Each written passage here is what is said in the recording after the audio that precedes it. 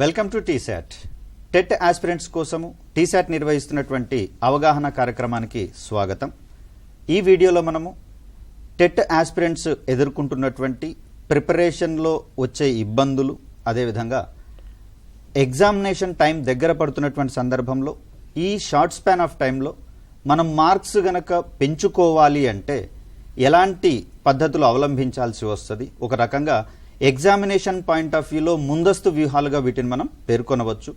ఇప్పటి వరకు చదివిన సిలబస్ ఒక ఎత్తు కాగా ఇక నుంచి మనం చేసేటటువంటి కొన్ని మెలకువలు కావచ్చు, అదేవిధంగా కొన్ని టిప్స్ కావచ్చు, వీటి సహాయంతో మార్క్స్ ఎలా పెంచుకునేటటువంటి అవకాశం ఉంది. మరి ఆ పాయింట్ ఆఫ్ వ్యూలో ఈ రోజున మనకు ఫిజికల్ సైన్స్, అదేవిధంగా సోషల్ స్టడీస్, వీటితో పాటుగా మెథడాలజీకి సంబంధించినటువంటి సబ్జెక్ట్స్ విషయంలో అభ్యర్థులకు ఉండేటటువంటి సందేహాలను నివృత్తి చేసేటటువంటి కోణంలో టీశాట్ వారు ఈ కార్యక్రమాన్ని ప్రతిష్టాత్మకంగా మరొకసారి నిర్వహించడం అనేది జరుగుతుంది.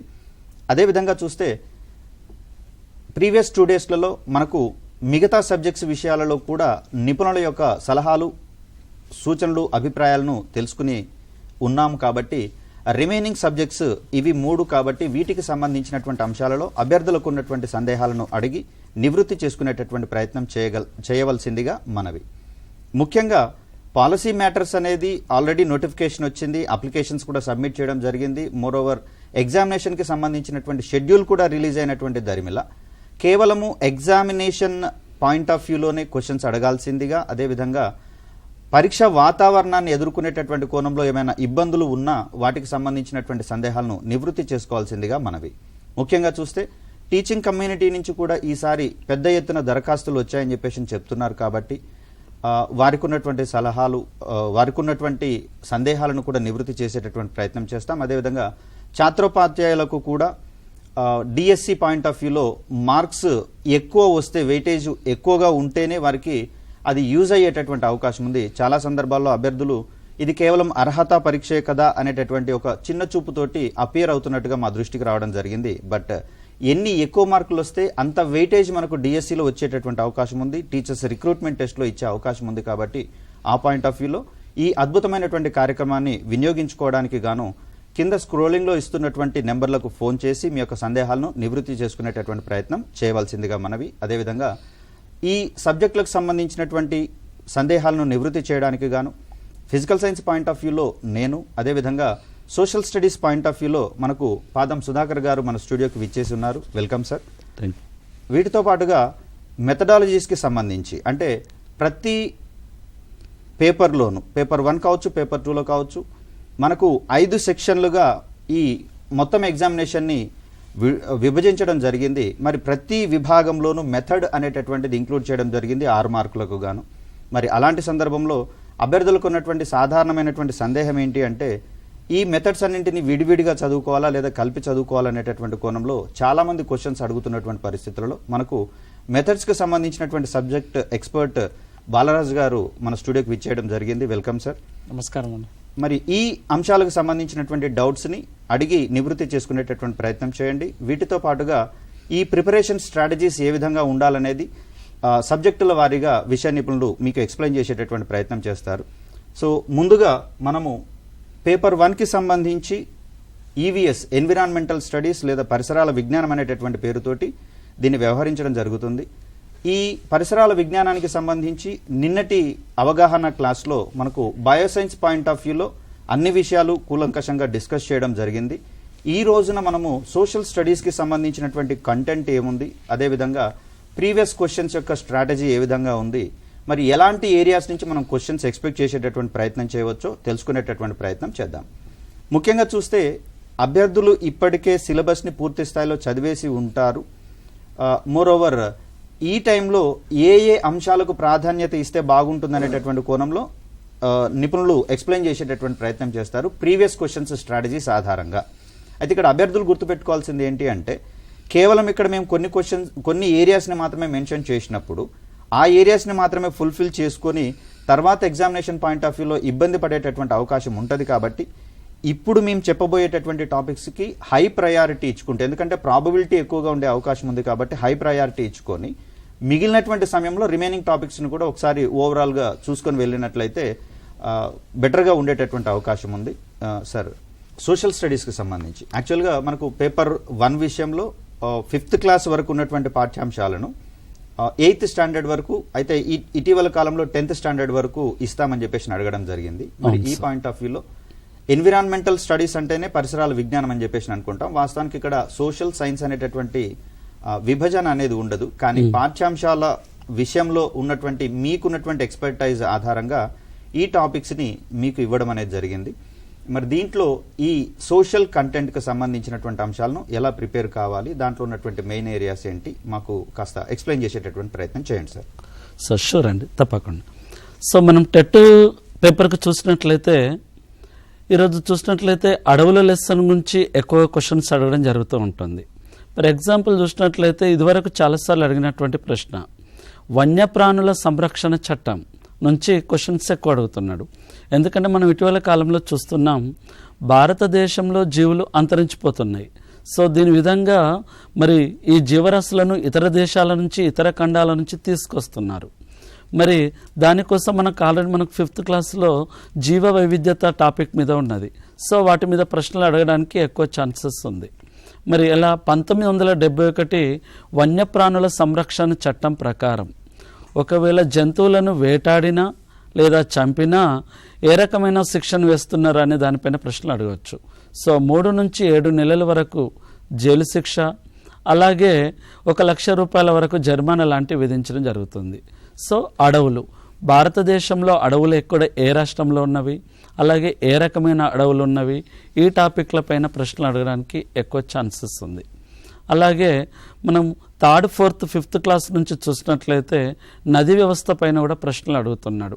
అంటే 10th క్లాస్ స్టాండర్డ్ లెవెల్లో ప్రశ్నలు అడగకపోయినా కానీ మనకు 7th క్లాస్లో వర్షం నదులు లెసన్ ఉన్నది.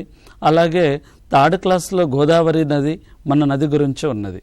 మరి గోదావరి నది మొత్తం పొడవు అనేది చాలాసార్లు అడిగాడు.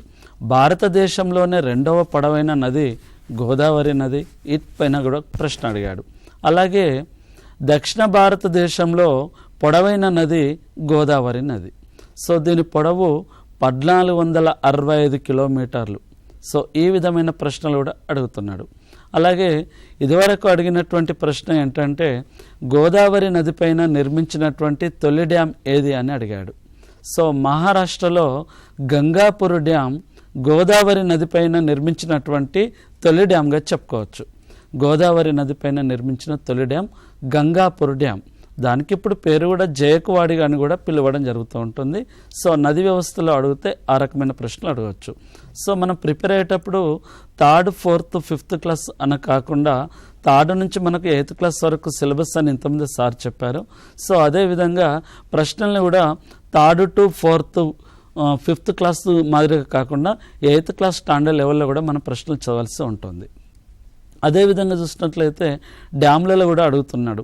ధవళేశ్వరం డ్యామ్, అలాగే నాగార్జున సాగర్ డ్యామ్, ఇలా అంటే ప్రాజెక్టుల పైన, నీటిపారుదల పైన కూడా ప్రశ్నలు అడుగుతున్నాడు. ఎందుకంటే ఇదివరకు అడిగినటువంటి క్వశ్చన్ మనకు అంతర్జాతీయ బౌలార్ధ సాధక ప్రాజెక్ట్ అని దేన్ని పిలుస్తారు అని కూడా అడిగాడు. సో కోసి ప్రాజెక్ట్, ఇలా ప్రాజెక్టుల పైన కూడా ప్రశ్నలు అడగడం జరుగుతూ ఉంటుంది. ఇది ఇండియన్ జాగ్రఫీ లెవెల్లో చూసుకోవచ్చు. అలాగే మరి తెలంగాణ జాగ్రఫీ లెవెల్లో చూసినట్లయితే భౌగోళిక స్వరూపాలు, మనం తెలంగాణలో తెలంగాణ భౌగోళిక స్వరూపాలు, ఇప్పుడు 6th క్లాస్లో భౌగోళిక స్వరూపాలు అనే టాపిక్ ఉన్నది. మరి ఈ భౌగోళిక స్వరూపాల్లో మరి వివిధ ప్రాంతాలలో, అంటే తెలంగాణలో ఉన్నటువంటి జిల్లాల్లో వివిధ ప్రాంతాల్లో వివిధ పేర్లతో పిలవడం జరుగుతూ ఉంటుంది. వాటిపైన ప్రశ్నలు అడగడానికి ఎక్కువ ఛాన్సెస్ ఉంది.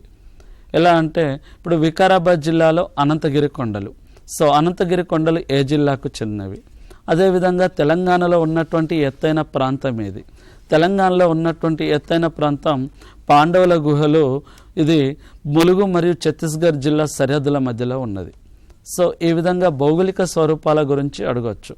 అలాగే దాంతోపాటుగా ఇక మనకు 6th క్లాస్లో డోకూరు గ్రామం, అలాగే పెనమకూరు విలేజ్, అలాగే పెనుగోలు గ్రామం పైన కూడా ప్రశ్నలు అడుగుతాడు. ఈ గ్రామాలు ఎక్కడ ఉన్నవి? కృష్ణానది పరివాహక ప్రాంతంలో ఉన్నది. కృష్ణానది మరి సముద్రంలో, అంటే నది సముద్రంలో కలిస్తే అది డెల్టా ప్రాంతం అంటారు. మరి ఆ డెల్టా ప్రాంతంలో ఉన్నటువంటి గ్రామాలే ఇవి. సో వీటిపైన కూడా ప్రశ్నలు అడుగుతున్నాడు. అలాగే వీటితో పాటు మనకు గిరిజన జాతులు ఉన్నారు. సో 5th క్లాసులో ఉన్నటువంటి టాపిక్లో బోండా అనే గిరిజన జాతి స్త్రీలు ఉన్నారు. బోండా అనే గిరిజన జాతి స్త్రీలు ఏ జిల్లాలో ఉన్నారంటే అరకు ప్రాంతంలో ఉన్నారు. మరి బోండా స్త్రీలు, ఈ బోండా స్త్రీలు జనపనారతో ఉన్నటువంటి వస్త్రాలను మరి ధరించడం జరుగుతూ ఉంటుంది. పైన ప్రశ్నలు అడగడానికి ఛాన్స్ ఉంది. అలాగే ఇక కల్చర్కు సంబంధించినటువంటి తెలంగాణ కల్చర్కు సంబంధించినటువంటి కూడా ప్రశ్నలు అడగడానికి ఛాన్స్ ఉంది. ఎలా అంటే ఇప్పుడు ఆదిలాబాద్ జిల్లాలో నాగోబా జాతర ఏ వంశం వాళ్ళు నిర్వహిస్తారంటే మెస్రం వంశం వాళ్ళు. మరి ఏ జాతి వాళ్ళు నిర్వహిస్తారంటే గొండు జాతి వాళ్ళు నిర్వహిస్తారు. సో వీటిపైన ప్రశ్నలు అడగడానికి ఛాన్స్ ఉంది. అలాగే మేడారం సమ్మక్క సారక్క జాతర, వీళ్ళు కూడా మరి గిరిజన జాతులు ఆరాధిస్తున్నటువంటి దైవంగా ఇలా మనకు తెలంగాణ సంస్కృతి పైన కూడా ప్రశ్నలు అడుగుతాడు. అలాగే వీటితో పాటు అలాగే వరల్డ్ జాగ్రఫీలో చాలామంది పేపర్ 1కు ప్రిపేర్ అయ్యే వాళ్ళు అలా సోషల్ నుంచి అంటే తక్కువ మార్కులే కదా అని ఎకనామిక్ ఎక్కువ ప్రిఫరెన్స్ చేయడం జరుగుతూ ఉంటుంది. సో కానీ ఎకనామీతో పాటు జాగ్రఫీ, అలాగే ఆర్థికకు సంబంధించినటువంటి అంశాలు, అలాగే రాజ్యాంగానికి సంబంధించినటువంటి అంశాలు అంటే ప్రాథమిక సూత్రాలు, ప్రాథమిక విధులు, వీటిపైన కూడా అడగాల్సి ఉంటుంది. అలాగే మరి చరిత్రకు సంబంధించినటువంటి కోటలు కూడా అడగడానికి ఛాన్స్ ఉంది. గద్వాల్ కోట జోగులాంబ గద్వాల్ జిల్లాలో ఉంది. ఇలాంటి కోటల పైన కూడా మనకు 4th 5th క్లాసులో పాఠ్యాంశాల పైన మరి ఇవ్వడం జరుగుతూ ఉంటుంది. వాటితో పాటు మరి గ్రహాలు, మరి సూర్యుడు గ్రహాలు మనకు 4th క్లాస్ 5th క్లాస్లో ఉన్నది, అలాగే 6th క్లాస్ టెక్స్ట్ బుక్ వైజ్గా ఉన్నది. అంటే చాలామంది విద్యార్థులు టెక్స్ట్ బుక్ ఒక పుస్తకం వైజ్గా చదువుతూ ఉన్నారు. అలా కాకుండా టాపిక్ వైజ్గా చదవడం వల్ల ఎక్కువ పట్టు సాధిస్తారు. ఇప్పుడు సూర్యుడు గ్రహాలు 6th క్లాస్లో ఉంది, 5thలో ఉంది. సో టాపిక్ని బేస్ చేసుకొని చదివితే ఎక్కువ గుర్తుంచుకోవడానికి ఈజీ ఉంటుంది. అలాగే దాంతోపాటు ప్రశ్న ఏ విధమైన కాఠిన్యత స్థాయిలో అడుగుతున్నాడు అనేది తెలిసిపోతుంది. అలా గ్రహాలపైన కూడా అడగడానికి ఛాన్స్ ఉంది. దీంట్లో అప్డేట్ అయినటువంటి అంశాలు ఏమడిగాడు, ఎందుకంటే మనకు డిఎస్సి లెవెల్లో జీకే కరెంట్ లెవెల్లో కనుక అక్కడ అప్డేట్ అడుగుతాడు. ఇక్కడ సోషల్ స్టడీస్లో అంటే ఎన్విరాన్మెంటల్ ఈవీఎస్లో చూస్తే సైన్స్ సోషల్తో పాటు కలిపి అడగడం జరుగుతూ ఉంటుంది. ఇప్పుడు వృక్షాల కిందకి అడవుల గురించి చెప్పుకున్నాం.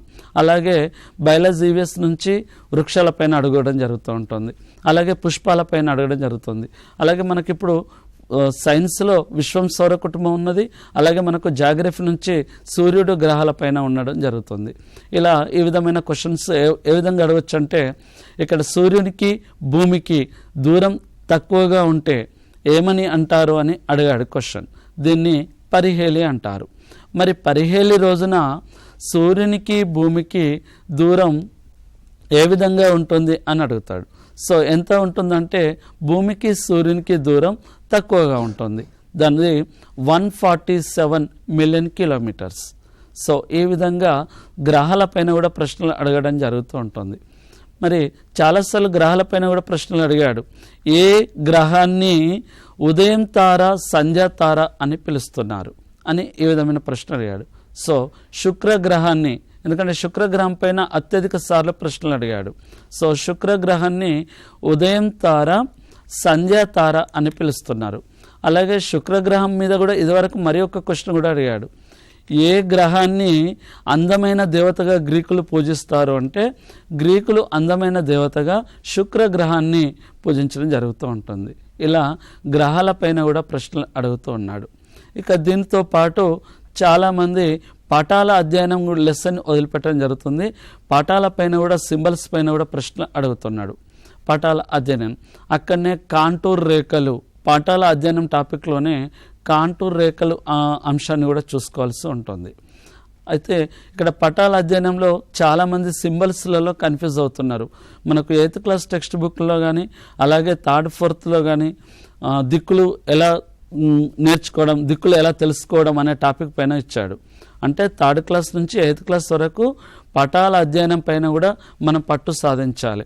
ఎందుకంటే కొన్ని సందర్భాల్లో రౌండ్గా ఇచ్చి మధ్యలో చుక్క పెట్టినట్లయితే చెమురు ఇలా అలాగే రైల్వే పట్టాలు, రైల్వే ట్రాక్లది, అలాగే తార్ రోడ్డు, అలాగే మట్టి రోడ్డు, వీటిపైన కూడా చిత్రాలు ఇచ్చి ఈ చిత్రం ఏం తెలియజేస్తుంది అనే ప్రశ్నలు కూడా అడగడం జరుగుతుంది. సో పటాల అధ్యయనం దగ్గర ఈ టాపిక్ అనేది గుర్తుంచుకోవాలి. సో కొంతమంది సింబల్స్ గుర్తుంచుకుంటారు, రంగుల పైన కూడా ప్రశ్నలు అడగడం జరుగుతుంది. నీలి రంగు సముద్రాలను తెలియజేస్తుంది, ఇలా రంగుల పైన కూడా ప్రశ్నలు అడుగుతాడు. ఇంకా అదేవిధంగా చూసినట్లయితే చాలామంది ఇక పేపర్ 1కు ప్రిపేర్ అయ్యే వాళ్ళు కొంతమంది 6th 7th పైన ఎక్కువ పట్టు పెంచుకుంటారు. ఇక 3rd 4th 5th క్లాసు చిన్న క్లాస్ పుస్తకాలే కదా అని మరి ఎక్కువగా దాన్ని నెగ్లెక్ట్ చేయడం జరుగుతుంది. సో 3rd 4th నుంచి కూడా ఎక్కువ అడగడం జరుగుతుంది. నది వ్యవస్థ పైన కూడా, అలాగే గ్రహాల పైన, భౌగోళిక స్వరూపాల పైన, దిక్కుల పైన. ఇప్పుడు మనం తెలంగాణ మ్యాప్లో చూసినట్లయితే సరిహద్దులు కూడా ఇచ్చాడు 3rd 4th క్లాస్లో. తెలంగాణ రాష్ట్రానికి ఉత్తర ఈశాన్యాన ఏ రాష్ట్రం ఉంది అంటే ఛత్తీస్గఢ్ రాష్ట్రం ఉన్నది. తెలంగాణ రాష్ట్రానికి ఉత్తర వాయువ్యాన మహారాష్ట్ర ఉన్నది. సో ఈ మహారాష్ట్ర ఏ జిల్లాలతోటి సరిహద్దు పంచుకుంటుంది? అలాగే పశ్చిమాన ఉన్నటువంటి కర్ణాటక రాష్ట్రం, ఎందుకంటే మనకు టెక్స్ట్ బుక్లో మనకు చిత్రంతో సహా మనకు చూపించాడు. సో చిత్రం ఇచ్చి కూడా ప్రశ్నలు అడగడానికి ఎక్కువగా అవకాశం ఉన్నదిగా చెప్పుకోవచ్చు. Sir thank you sir. ఇక్కడ వాస్తవానికి ప్రైమరీ క్లాసెస్ అని చెప్పేసి కాస్త ఈవీఎస్ మీద తక్కువ ఫోకస్ చేసేటటువంటి ప్రమాదం కూడా ఉంది. మోస్ట్లీ మనకు పరిసరాల విజ్ఞానం అంటేనే పరిసరాలలో జరుగుతున్నటువంటి విషయాలను అబ్జర్వ్ చేసేటటువంటి క్యాపబిలిటీస్ని పెంచడం కాబట్టి మరి ఆ పాయింట్ ఆఫ్ వ్యూలో జనరల్ పర్సెప్షన్లోనే మనకు క్వశ్చన్స్ పడేటటువంటి అవకాశం కూడా ఉంది. మోస్ట్ స్పెసిఫిక్గా మనకు బుక్ ఓరియంటేషన్లోనే క్వశ్చన్స్ పడేటటువంటి అవకాశం అనేది ఉంది. Thank you sir. ఈవీఎస్లో సోషల్ స్టడీస్కి సంబంధించినటువంటి పార్ట్స్లో ఏ విధమైనటువంటి అంశాలు ఇంపార్టెంట్ కాబోతున్నాయి, అదేవిధంగా ఎలా ప్రిపరేషన్ ఉండాలనేటటువంటి విషయాల్లో చక్కటి సలహాలు ఇచ్చారు. అయితే ఇక్కడ అభ్యర్థులు గుర్తుంచుకోవాల్సిన మరొక ముఖ్యమైనటువంటి విషయం ఏంటంటే ఇది షిఫ్ట్ బేస్డ్ ఎగ్జామ్ కాబట్టి కొన్ని సందర్భాలలో మనము గట్టిగా అంటే థరోగా ప్రిపేర్ అయినటువంటి అంశం ఏదైతే ఉందో అది ఒక్కోసారి వచ్చే అవకాశం ఉంది, ఒక్కోసారి రాకపోయేటటువంటి ప్రమాదం కూడా ఉంది. కాబట్టి మోస్ట్లీ అన్నిటికీ కూడా సాధ్యమైనంతగా వెయిటేజ్ పెంచుకుంటూ వెళ్లాల్సినటువంటి పరిస్థితి ప్రస్తుతం అనేది కనపడుతూ ఉంది. మరొక ముఖ్యమైనటువంటి విషయం ఏంటంటే దీంట్లో ఇంత క్రితమే మనం చెప్పుకున్నాం, ప్రతి పేపర్లో కూడా 5 సెక్షన్స్ ఇవ్వడం అనేది జరిగింది. ప్రతి సెక్షన్లో కూడా మనకు కంటెంట్ 24 మార్క్స్కి ఇస్తూ ఉన్నారు. అదేవిధంగా 6 మార్క్స్కి పెడగాజీ అనేటటువంటిది ఇవ్వడం అనేది జరుగుతుంది. మరి ఈ పాయింట్ ఆఫ్ వ్యూలో అభ్యర్థులు ఎక్కువగా అడుగుతున్నటువంటి విషయం ఏంటంటే సార్ మెథడాలజీని విడివిడిగా చదవాలా, కలిపి చదవాలనేటటువంటి కోణంలో చాలా సందర్భాల్లో మనము సిమిలారిటీస్ ఉన్నా కూడా ఒక సాధారణంగా ఎగ్జామ్కి ప్రిపేర్ అయ్యేటటువంటి సందర్భంలో అభ్యర్థులు ఎవరికి కూడా మనసు ఒప్పేటటువంటి అవకాశం ఉండదు. ఎందుకంటే ఏ సబ్జెక్టుకి సంబంధించి ఆ సబ్జెక్టు విడివిడిగా చదివితేనే ఒక రకంగా కాన్ఫిడెంట్గా ఎగ్జామ్కి అపేర్ అయ్యేటటువంటి పరిస్థితి ఉంది. కాబట్టి మరి ఈ పాయింట్ ఆఫ్ వ్యూలో మెథడ్స్ ఏవైనా సరే ఎలా ప్రిపేర్ అయితే మనకు బెస్ట్ స్కోరింగ్ వచ్చేటటువంటి అవకాశం ఉందో వివరించడానికి మన ముందు బాలరాజు గారు ఉన్నారు. మరి వారి నుంచి ఈ సలహాలు సూచనలు తెలుసుకునేటటువంటి ప్రయత్నం చేద్దాం. ఈ టైంలో అభ్యర్థులు వారికి ఉండేటటువంటి సందేహాలను అడిగి నివృత్తి చేసుకోవాల్సిందిగా మనవి. నమస్తే సార్. సో ఇక్కడ మెథడ్స్లో ఏ టాపిక్స్ మనకు క్రియాశీలంగా మారబోతున్నాయి, మరి ఆ పాయింట్ ఆఫ్ వ్యూలో కొన్ని టాపిక్స్ అనేవి చాలా సబ్జెక్టులలో చాలా పెడగాజీస్లలో సబ్జెక్టుకి సంబంధించిన పెడగాజీలలో రిపీట్ అవుతున్నటువంటి సందర్భాలే మనకు కనిపిస్తున్నాయి కదా.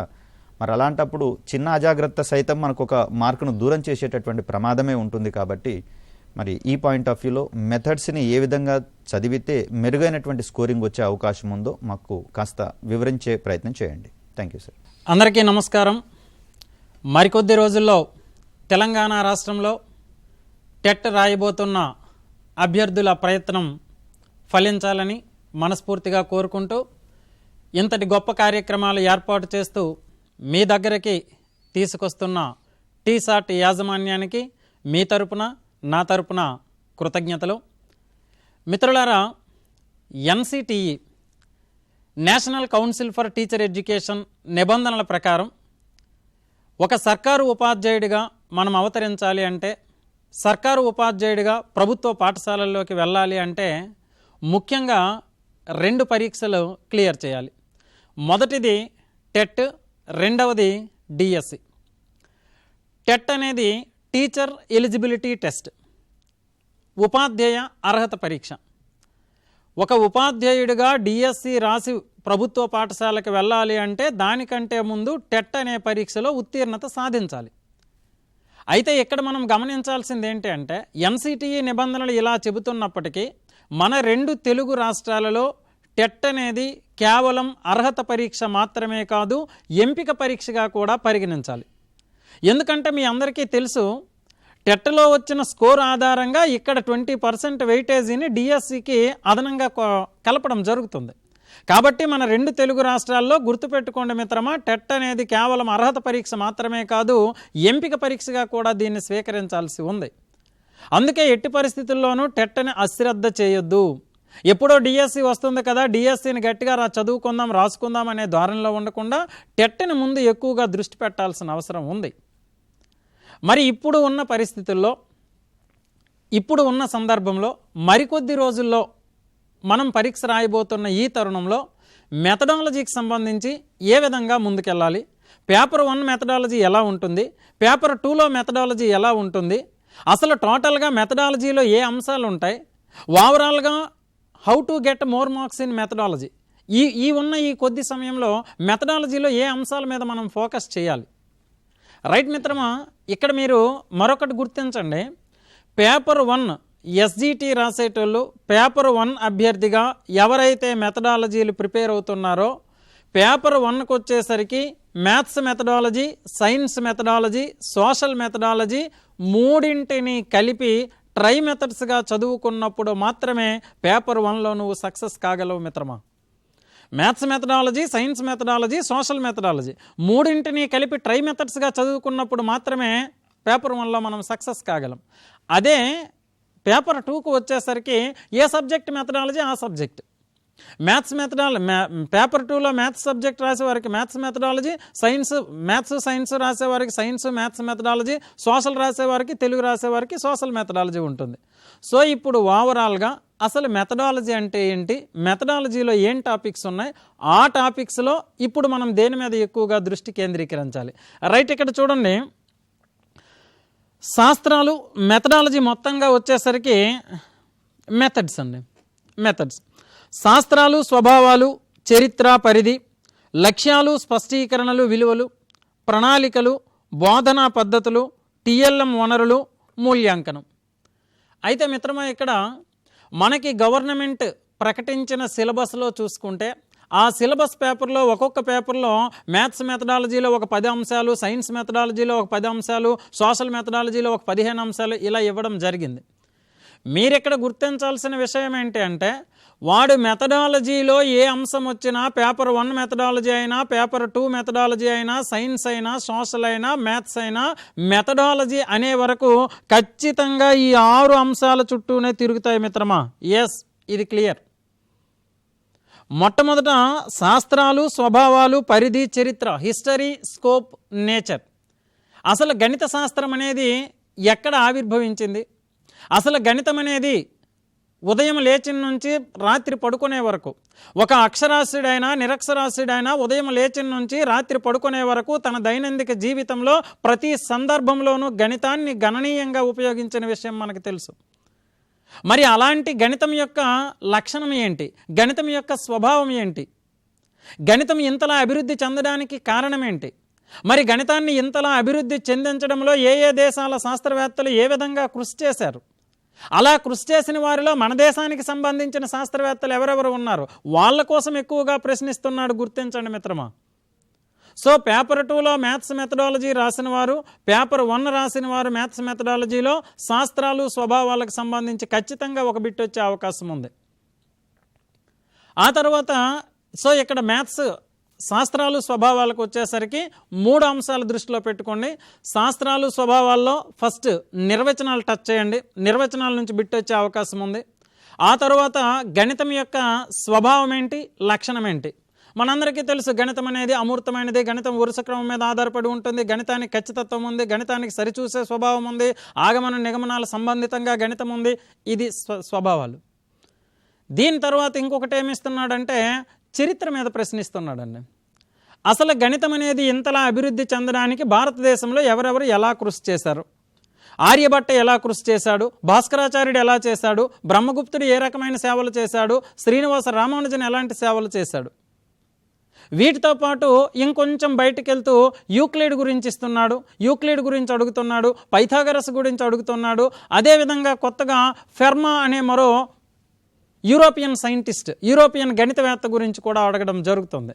కాబట్టి మిత్రమా, శాస్త్రాలు స్వభావాల్లో గణితానికి సంబంధించి ఈ మూడింటిని ఎగ్జామ్కి వెళ్ళే ముందు ఒక్కసారి టచ్ చేసుకుంటూ వెళ్ళండి. ఇక సైన్స్ విషయానికి వచ్చేసరికి సైన్స్లో శాస్త్రాలు స్వభావాల్లో ఏం అడుగుతున్నాడంటే ఇక్కడ కూడా క్లియర్. మనకి ఇప్పుడున్న పరిస్థితుల్లో ఏదైనా శాస్త్రం అత్యంత అద్భుతంగా అభివృద్ధి చెందుతుంది అంటే అది ఖచ్చితంగా విజ్ఞాన శాస్త్రం మాత్రమే. మిగిలిన అన్ని శాస్త్రాలతో పోల్చుకుంటే రోజు రోజు అత్యంత అద్భుతంగా డెవలప్ అయ్యే శాస్త్రం ఏదైనా ఉంది అంటే అది విజ్ఞాన శాస్త్రం. మరి ఈ సైన్స్ అనేది ఎలా వచ్చింది, సైన్స్ యొక్క లక్షణాలు ఏంటి, సైన్స్ యొక్క స్వభావం ఏంటి? సార్, నేను ముఖ్యంగా అడిగే డౌట్స్ ఏంటి అంటే, మీరు మొత్తం ఆన్లైన్ ఎగ్జామ్ ఒకటి కండక్ట్ చేస్తే బాగుంటుంది సార్. మేము ఎగ్జామ్కి వెళ్ళే ముందు ఓకే, మోడల్ టెస్ట్ అంటున్నారా? మోడల్ టెస్ట్ ఒకటి కండక్ట్ చేస్తే బాగుంటుంది అనేది ఒక ఆలోచన. ఒకటి కాదు, 1, 2 ఎవరి ఫోన్ నెంబర్స్ కి వాళ్ళకి ఇచ్చేసి, ఇప్పుడైతే పేపర్ ఇట్లా మీరు పెడుతున్నారు ఎగ్జామ్ పేపరు. Yes please. అదే విధంగా ఆన్లైన్ ఎగ్జామ్ ఒకసారి కండక్ట్ చేస్తే బాగుంటుందని ఒక ఆలోచన సార్ నాది. ఓకే మేడం, నేను అంటే దృష్టికి తీసుకెళ్లే ప్రయత్నం చేస్తాను. సరే మిత్రమా, మీ ఆలోచన అయితే బాగుంది. ఖచ్చితంగా ఆన్లైన్ ఎగ్జామ్ అయితే కండక్ట్ చేయాలన్న ఆలోచన ఉంది. బట్ దాని సాధ్యాసాధ్యాలు ఈ వారం రోజుల్లోగా మేనేజ్మెంట్ పరిశీలిస్తుంది. దానికంటే ముందు మీకు ఒక చిన్న సూచన ఏంటి అంటే, ఇదివరకు తెలంగాణ రాష్ట్రంలో ఆఫ్లైన్లో జరిగిన ఎగ్జామ్స్ కానీ ఆన్లైన్లో జరిగిన ఎగ్జామ్స్ కానీ ఆల్రెడీ ప్రీవియస్ ప్రశ్నలు ఒక 2 పేపర్లు వెళ్ళే ముందు చూసుకుంటూ వెళ్ళండి. అయితే ఇప్పుడు ఓన్లీ టెట్ విషయంలో మాత్రమే కాదు, మీరు డిఎస్సి ప్రిపరేషన్ చేసినప్పుడు కూడా ప్రిపరేషన్ స్టార్ట్ చేసిన ఫస్ట్ మినిట్ మీరు చేయాల్సింది ఆల్రెడీ ప్రీవియస్లో వచ్చిన ప్రశ్నలు ఆఫ్లైన్లో జరిగిన ఒక పేపర్ తీసుకోండి, ఆన్లైన్లో వచ్చిన ఒక పేపర్ తీసుకోండి. ఈ రెండింటిని బ్యారేజ్ వేసుకుంటూ ముందుకెళ్ళండి. ఎందుకు ఈ ప్రశ్న పత్రాలు చూడమంటున్నామంటే మనకు ఒక వే దొరుకుతుందండి, మనకు ఒక వే దొరుకుతుంది. అసలు ఎలా ముందుకెళ్తున్నాం, ఏ ఏరియా నుంచి ప్రశ్న అడుగుతున్నాడు, ఆ ఏరియా నుంచి ప్రశ్న అడిగినప్పుడు ఎలా అడుగుతున్నాడు, అప్లికేషన్లో వచ్చే ఏరియా ఎక్కడ ఉంది, డైరెక్ట్ ప్రశ్నలు ఎక్కడి నుంచి అడుగుతున్నాడు, ఆ మార్గం అనేది మనకు తెలిస్తే కదా సరైన మార్గంలో ప్రయాణించగలం. కాబట్టి ముందు ఆ పని చేసిన తర్వాత ప్రిపరేషన్కి వెళ్ళండి. మీరు ఇప్పుడు అడిగిన దాన్ని పరిగణలోకి తీసుకొని మేనేజ్మెంట్ దృష్టికి తీసుకెళ్తాం మిత్రమా. రైట్. ఇక సైన్స్ విషయానికి వచ్చేసరికి మిగిలిన శాస్త్రాలన్నింటితో పోల్చుకుంటే విజ్ఞాన శాస్త్రానికి కొంత సెపరేట్ పదజాలం ఉంది. అది ఎలా ఉంటుందంటే యథార్థాలు అంటాడు, భావనలు అంటాడు, సిద్ధాంతాలు అంటాడు, సాధారణీకరణలు అంటాడు, నియమాలు అంటాడు, సూత్రాలు అంటాడు, పరికల్పనలు అంటాడు. ఈ విజ్ఞాన శాస్త్రాన్ని కొంతమంది విద్యావేత్తలు స్తబ్ద దృష్టితో చూస్తారు, మరికొంతమంది విద్యావేత్తలు గతిశీల దృష్టితో చూస్తారు. స్తబ్ద దృష్టితో చూసినప్పుడు విజ్ఞాన శాస్త్రం ఎలా కనపడుతుంది, గతిశీల దృష్టితో చూసినప్పుడు విజ్ఞాన శాస్త్రం ఎలా కనపడుతుంది, ఇలాంటి అంశాలకు ప్రాధాన్యత ఇస్తూ మనకు ప్రశ్నిస్తున్నాడు, గుర్తుపెట్టుకోండి. ఆ తర్వాత సోషల్ మెథడాలజీ వాళ్ళు ఎవరైతే ఉన్నారో పేపర్ 1 కానీ పేపర్ 2లో మెథడాలజీ రాసేవాళ్ళు, సోషల్ మెథడాలజీకి వచ్చేసరికి గణితం శాస్త్ర స్వభావాలు, విజ్ఞాన శాస్త్రము దాని స్వభావాలు చరిత్రతో పోల్చుకుంటే మనకున్న సిలబస్లో సాంఘిక శాస్త్రానికి సంబంధించిన చరిత్ర స్వభావాలు చాలా తక్కువ పరిధిలో ఉన్నాయి. అసలు సాంఘిక శాస్త్రం అనేది మొట్టమొదట ఎక్కడ ప్రారంభమైంది, ఏ దేశంలో ఉద్భవించింది, ఆ దేశం నుంచి మన దేశానికి ఎప్పుడు వచ్చింది, మన దేశంలో ఏ విద్యా ప్రణాళిక భారతీయ విద్యా విధానంలో ప్రవేశపెట్టింది, సెకండరీ విద్యా కమిషన్ తీసుకొచ్చింది. ఆ సెకండరీ విద్యా కమిషన్ తరగతి గదిలోకి తీసుకొచ్చిన తరువాత సాంఘిక శాస్త్రాన్ని ఎన్ని భాగాలుగా విభజించి బోధించమని చెబుతుంది. భూగోళం అంటుంది, పౌరశాస్త్రం అంటుంది, చరిత్ర అంటుంది, అర్థశాస్త్రం అంటుంది. మరి ఇప్పుడు ఉన్న పరిస్థితుల్లో 1 నుంచి 5వ తరగతి వరకు ఈ సాంఘిక శాస్త్రాన్ని ఏ రకంగా బోధిస్తున్నాం, 6, 7, 8 తరగతులకు సాంఘిక శాస్త్రాన్ని ఏ రకంగా బోధిస్తున్నాం, 9, 10 తరగతులకు సాంఘిక శాస్త్రాన్ని ఎలా బోధిస్తున్నాం? ఎప్పుడో 1977 ఈశ్వరీబాయి పటేల్ కమిటీ ప్రకారం సాంఘిక శాస్త్రాన్ని ప్రాథమిక స్థాయిలో పరిసరాల విజ్ఞానం 1, 2లుగా వేర్వేరుగా బోధించినాం. ఆ తర్వాత నేషనల్ కరికులం ఫ్రేమ్వర్క్ 2005 వచ్చిన తర్వాత ఇలా వేరువేరుగా బోధించడం కాదు, రెండింటిని పరిసరాల విజ్ఞానం 1, 2 రెండింటిని కలిపి బోధించండి, పరిసరాల విజ్ఞానం అనే పేరుతో బోధించండి అని చెప్తుంది. ఆ తర్వాత ఇప్పుడున్న పరిస్థితుల్లో ఏం చెప్తుందంటే 6, 7, 8 తరగతులకు 6 ఇతివృత్తాల ఆధారంగా బోధించండి. ఎలిమెంటరీ స్థాయిలో సాంఘిక శాస్త్రాన్ని విభాగాలుగా కాకుండా మొత్తంగా బోధించాలని చెప్పడమే ఇతివృత్తము. కాబట్టి 6, 7, 8 తరగతులకు మొత్తంగా కలిపి బోధించండి, విభాగాలు చేయకండి. మరి విభాగాలుగా చేసి ఎక్కడ బోధించాలంటే 9, 10 తరగతులకు బోధించమని చెబుతోంది. 9, 10వ తరగతులకు వచ్చేసరికి 4 విభాగాలుగా బోధించి చెప్పండి అని చెప్తుంది. సో దాని మీద దృష్టి పెట్టండి, ఒక బిట్టును సాధించే అవకాశం ఉంది. రైట్ మిత్రమా. అండ్ మెథడాలజీలో మరొకటి, సరే పాఠశాలకు వెళ్ళాం, పాఠశాలకు వెళ్ళిన తర్వాత విద్యార్థికి మనం ఏమి బోధించాలి, విద్యార్థికి ఏమి బోధించాలి? విద్యార్థికి ఏమి బోధించాలి అంటే ప్రతి ఉపాధ్యాయుడు తరగతి గదిలో నేను ఒక ఉత్తమ ఉపాధ్యాయుడిగా కీర్తించబడాలి అనుకునే ప్రతి ఉపాధ్యాయుడు తరగతి గదికి వెళ్ళే ముందు ఇంటి దగ్గర ఒక ప్రణాళిక రాసుకుంటాడు. ఆ ప్రణాళికలో ఏదైతే ఉందో దాన్ని మాత్రమే బోధిస్తాడు. సో ఈ ప్రణాళికలు అనేది చాలా ముఖ్యమైనదిగా చెప్పబడుతుంది. ఆ ప్రణాళికలో ఏదైతే ఉందో దాన్ని మాత్రమే బోధిస్తాడు. సో మనకి ఇక్కడ భారతీయ విద్యా విధానంలో ముఖ్యంగా మనకు కనిపించేవి విద్యా ప్రణాళిక, విషయ ప్రణాళిక, బోధనా ప్రణాళిక. విద్యా ప్రణాళిక కరికులం, విషయ ప్రణాళిక సిలబస్, బోధనా ప్రణాళిక. బోధనా ప్రణాళిక అనేది సెపరేట్గా ఒక ప్రణాళిక కాదు, ఇది 3 ప్రణాళికల మిళితమైనది మిత్రమా. బోధనా ప్రణాళిక అనేది సెపరేట్గా ఒక ప్రణాళిక కాదు, 3 ప్రణాళికల మిళితమైనది. ఏంటా 3 ప్రణాళికలు అంటే వార్షిక ప్రణాళిక, యూనిట్ ప్రణాళిక, పీరియడ్ ప్రణాళిక. సో ఇప్పుడు మొత్తంగా మనం ఏం చేయాలంటే విద్యా ప్రణాళిక, విషయ ప్రణాళిక, వార్షిక ప్రణాళిక, యూనిట్ ప్రణాళిక, పీరియడ్ ప్రణాళిక, ఈ 5 ప్రణాళికల మీద దృష్టి పెట్టండి. ఈ 5 కూడా పిన్ పాయింటెడ్గా మనకి ప్రశ్న పత్రంలో పరీక్షలో కనిపించే ప్రశ్న ఎక్కడి నుంచి వస్తుంది అంటే విద్యా ప్రణాళిక, పీరియడ్ ప్రణాళిక నుంచి వస్తుంది మిత్రమా. విద్యా ప్రణాళిక అనేది చాలా విశాలమైనది. జాతీయ స్థాయిలో విద్యా విధానానికి దిశానిర్దేశం చేసేది, జాతీయ స్థాయిలో విద్యా విధానానికి మార్గదర్శనం చేసేది విద్యా ప్రణాళిక మిత్రమా. ఆ విద్యా ప్రణాళికను అనుసరించి మనం ఏం మాట్లాడుకోవాలి, ఎగ్జామ్ ఆఫ్ వ్యూలో దేన్ని టచ్ చేయాలి అంటే విద్యా ప్రణాళిక మౌలికాంశాలు టచ్ చేయండి. NPE 86 విద్యా ప్రణాళిక కొన్ని మౌలికాంశాలు ఇచ్చింది, 10 మౌలికాంశాలు ఇచ్చింది. ఆ 10ంటిని టచ్ చేసుకుంటూ వెళ్ళి మిత్రమా ఎగ్జామ్కి వెళ్ళే ముందు. ఆ తరువాత విద్యా ప్రణాళిక ఉపగమాలు చూడండి. 100కి 100% మ్యాథ్స్ మెథడాలజీలో కానీ, సైన్స్ మెథడ్లో కానీ, సోషల్ మెథడాలజీలో కానీ 100కి 100% బిట్ వచ్చే ఏరియా ఏదైనా ఉంది అంటే ఉపగమాల నుంచి వస్తుంది. సమైక్య ఉపగమము, సహసంబంధ ఉపగమము, శీర్షిక, ఏకకేంద్ర, సర్పిల, యూనిట్ ఉపగమము, కాలక్రమ ఉపగమము, ఇతివృత్త ఉపగమము, ఈ 8 గట్టిగా చూసుకుని వెళ్ళండి. అందులో సర్పిల, ఏకకేంద్ర, శీర్షిక ఈ 3 ఇంపార్టెంట్. ఇప్పుడున్న పరిస్థితుల్లో సహసంబంధం అనేది కూడా ఇంపార్టెంట్, కోరిలేషన్ అప్రోచ్. ఆ తర్వాత సాంఘిక శాస్త్రానికి వచ్చేసరికి ఎవరైతే సోషల్ మెథడాలజీ రాస్తున్నారో వాళ్ళు ఇతివృత్త ఉపగమం మీద దృష్టి పెట్టండి. థీమాటికల్ థీమ్స్ ఇతివృత్తాలుగా విభజించి బోధించమంటున్నాడు, అది ఎలా ఉంటుందో దాని మీద దృష్టి పెట్టండి. ఆ తర్వాత ప్రణాళికల్లో విద్యా ప్రణాళికకి సంబంధించి సో NPE 86 సూచించిన 10 అంశాలు చూస్తారు. తర్వాత విద్యా ప్రణాళిక ఉపగమాలు చూస్తారు. విద్యా ప్రణాళిక నిర్మాణ సూత్రాల మీద దృష్టి పెట్టండి. నెంబర్ ఆఫ్ టైమ్స్ ప్రీవియస్లో బిట్ అడిగాడు మిత్రమా. విద్యా ప్రణాళిక నిర్మాణ సూత్రాలు. విద్యా ప్రణాళికను జాతీయ స్థాయిలో ప్రతి 10 సంవత్సరాలకు ఒకసారి నిర్మించడం జరుగుతుంది.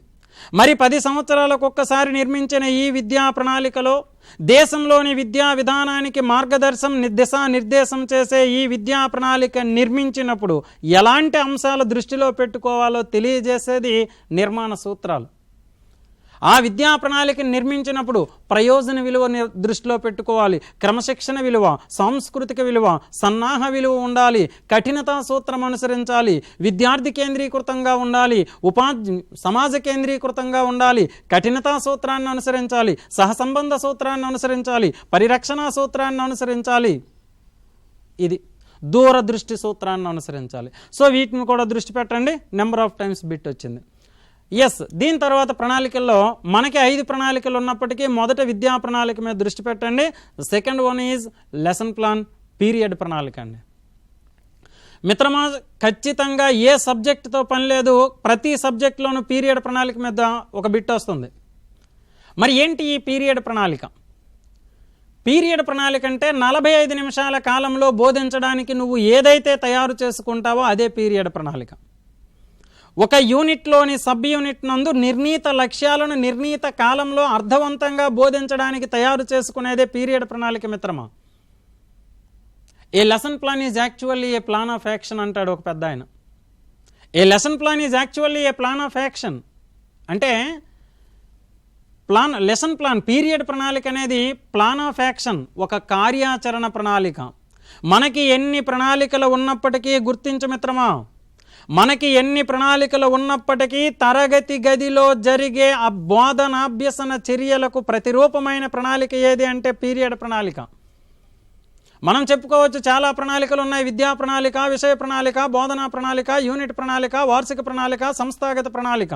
ఎన్ని ప్రణాళికలు ఉన్నప్పటికీ తరగతి గదిలో జరిగే బోధనాభ్యసన చర్యలకు ప్రతిరూపమైన ప్రణాళిక పీరియడ్ ప్రణాళిక.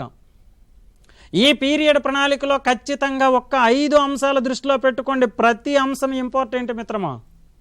అసలు పీరియడ్ ప్రణాళికను హెర్బార్ట్ ఏ రకమైన సోపానాలు వివరించాడు? హెర్బార్ట్ సోపానాలు ఏంటి?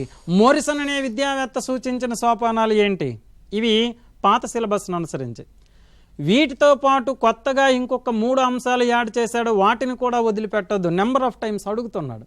సో హెర్బార్ట్ సోపానాలు చూస్తారు, ఆ తర్వాత మోరిసన్ సోపానాలు చూస్తారు. దానితో పాటు కొత్తగా యాడ్ చేసిన 3 అంశాలు బ్లూమ్స్ మూల్యాంకనాధార నమూనా అంటాడు. బ్లూమ్స్ మూల్యాంకనాధార నమూనా. ఆ తర్వాత ఆర్సీఈఎం అంటాడండి. RCM regional college of education Mysore. So Bloom's అనే విద్యావేత్త ప్రకారము పీరియడ్ ప్రణాళికని ఎన్ని భాగాలుగా చేసుకొని బోధించాలి, ఆర్సీఎం అనే ఒక సంస్థ ప్రకారం ఎలా బోధించాలి, ఆ తర్వాత ఎస్సీఆర్టీ హైదరాబాద్ను అనుసరించి ఎలా బోధించాలి, ఈ 5 అంశాలు ఒక్కసారి టచ్ చేసుకుని వెళ్ళి మిత్రమా ఎగ్జామ్కి వెళ్ళే ముందు. ఎస్, వన్స్ అగైన్ బ్లూమ్స్ నమూనా, ఆర్సీఎం నమూనా, ఆ తర్వాత ఎస్సీఆర్టీ హైదరాబాద్ వారి నమూనా, హెర్బార్ట్ సోపానాలు, మోరిసన్ సోపానాలు. ఈ 5 చాలా చాలా ఇంపార్టెంట్. రైట్. దీని తర్వాత ఇంకొకటి ముఖ్యమైనది లక్ష్యాలు, స్పష్టీకరణలు, విలువలండి. ఎస్, లక్ష్యాలు, స్పష్టీకరణలు, విలువలు. Objectives, specifications, values. మెథడాలజీ అనగానే మనకి అత్యధికంగా మన మైండ్లోకి వచ్చేది లక్ష్యాలు, స్పష్టీకరణలు, విలువలు అనేది ఒకటి. మరి ఈ లక్ష్యాలు, స్పష్టీకరణల విలువలకు వచ్చేసరికి ఆల్రెడీ మనం లక్ష్యాలు, స్పష్టీకరణలు అవి ఎక్కడి నుంచి వచ్చినాయి, ఎలా వచ్చినాయి, బ్లూమ్స్ ఏం చేశాడు, క్రాతహాల్ ఏం చేశాడు, సింప్సన్ ధవేలు ఏం చేశారు, ఇదంతా చూసేసినాం. పిన్ పాయింటెడ్గా లక్ష్యాలు, స్పష్టీకరణలో ఫస్ట్ 3 రంగాల గురించి చదవండి. జ్ఞానాత్మక రంగము, భావావేశ రంగము, మానసిక చలనాత్మక రంగము, cognitive domain, affective domain, psychomotor domain. ఈ 3 రంగాలు చూడండి. ఏ రంగాన్ని ఎవరు చేశారు, ఏ రంగాన్ని ఎవరు ఏ సంవత్సరంలో చేశారు, ఏ రంగం దేన్ని అనుసరించి విభజించబడింది. ఆ తర్వాత జ్ఞానాత్మక రంగంలో ముఖ్యమైన అవయవం ఏంటి, భావావేశ రంగంలో ముఖ్యమైనది ఏంటి, మానసిక చలనాత్మక రంగంలో ముఖ్యమైనది ఏంటి, ఇది. దీని తర్వాత సెకండ్ వన్ ఏం చేస్తారంటే ఉపరంగాలు. దట్ మీన్స్ అవే విద్యా లక్ష్యాలుగా చెప్పబడతాయి. 3 రంగాలలో దాదాపుగా 16 ఉపరంగాలు ఉన్నాయి. జ్ఞానాత్మక రంగంలో 6 అంశాలు ఉన్నాయి, భావావేశ రంగంలో 5 ఉన్నాయి, మానసిక చలనాత్మక రంగంలో 5 ఉన్నాయి.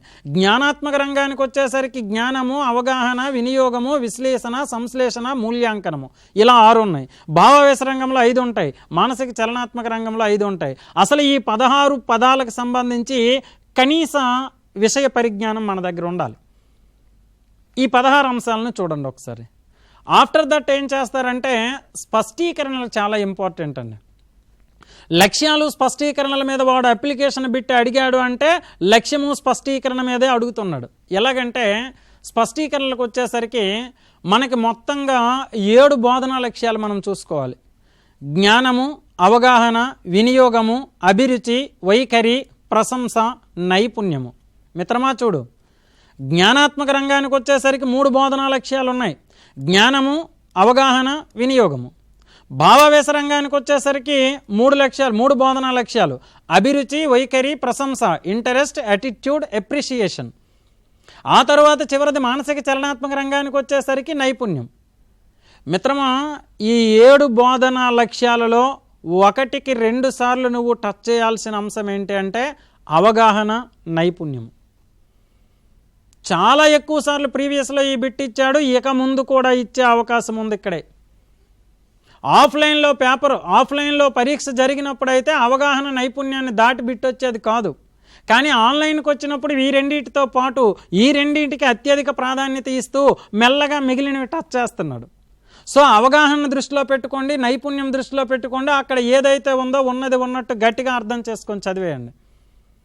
నైపుణ్యానికి వచ్చేసరికి మిత్రమా, ఇదివరకు నైపుణ్యానికి వచ్చేసరికి ఒక కాలర్ అందుబాటులో. Yes. Hello sir, good morning sir. Good morning అండి. Very good morning sir, I'm Ayesha sir, SGT teacher. చెప్పండి. ఎస్ సార్, ఇప్పుడు ఎట్లనైనా టెట్ కోసం మేము ప్రిపేర్ అవుతున్నాము, కానీ సెంట్రల్లో సీటెట్ వాళ్ళకి పేపర్ 1కి ఎలిజిబిలిటీ ఇవ్వట్లేదు sir, and I mean permission ఇవ్వట్లేరు. ఓకే. సో దాన్ని కొంచెం మీరు ఎన్సిటీ వాళ్ళ దృష్టికి తీసుకెళ్ళండి సార్. ఎలా అయినా ప్రిపరేషన్ లోనే ఉన్నాం, సో అది కూడా అవుతే ప్రిపేర్ అవుతాం. రైట్. Okay madam. సార్, ఇంకొక క్వశ్చన్ సార్. మేడం సార్, ఇప్పుడు షార్ట్ టైమ్ మనం ప్రిపేర్ అయ్యేది టెట్ కోసం. సో ఈ వీటికి ప్రిపేర్ అవ్వకుంటూ ఈ మెథడ్స్ కి ప్రిపేర్ అవ్వాలంటే మాకు చాలా తక్కువ సమయం ఉంది సార్. సో ఈ షార్ట్ టైంలోనే మేము స్కోరింగ్ చేయాలి అంటే ఏమేమి టాపిక్స్ మీద, మెయిన్లీ ఏం టాపిక్స్ చేయడం వల్ల ఈ 3 మీద మేము పట్టు సాధిస్తామో అవి కూడా కొంచెం డిస్కస్ సార్. రైట్ మిత్రమా, ఈరోజు ఓకేనా? Right sir, carry on. Right మిత్రమా, ఈరోజు ఈ ప్రోగ్రామ్ ఇలా టీశాట్ నుంచి డిజైన్ చేయబడిందే దానికోసం.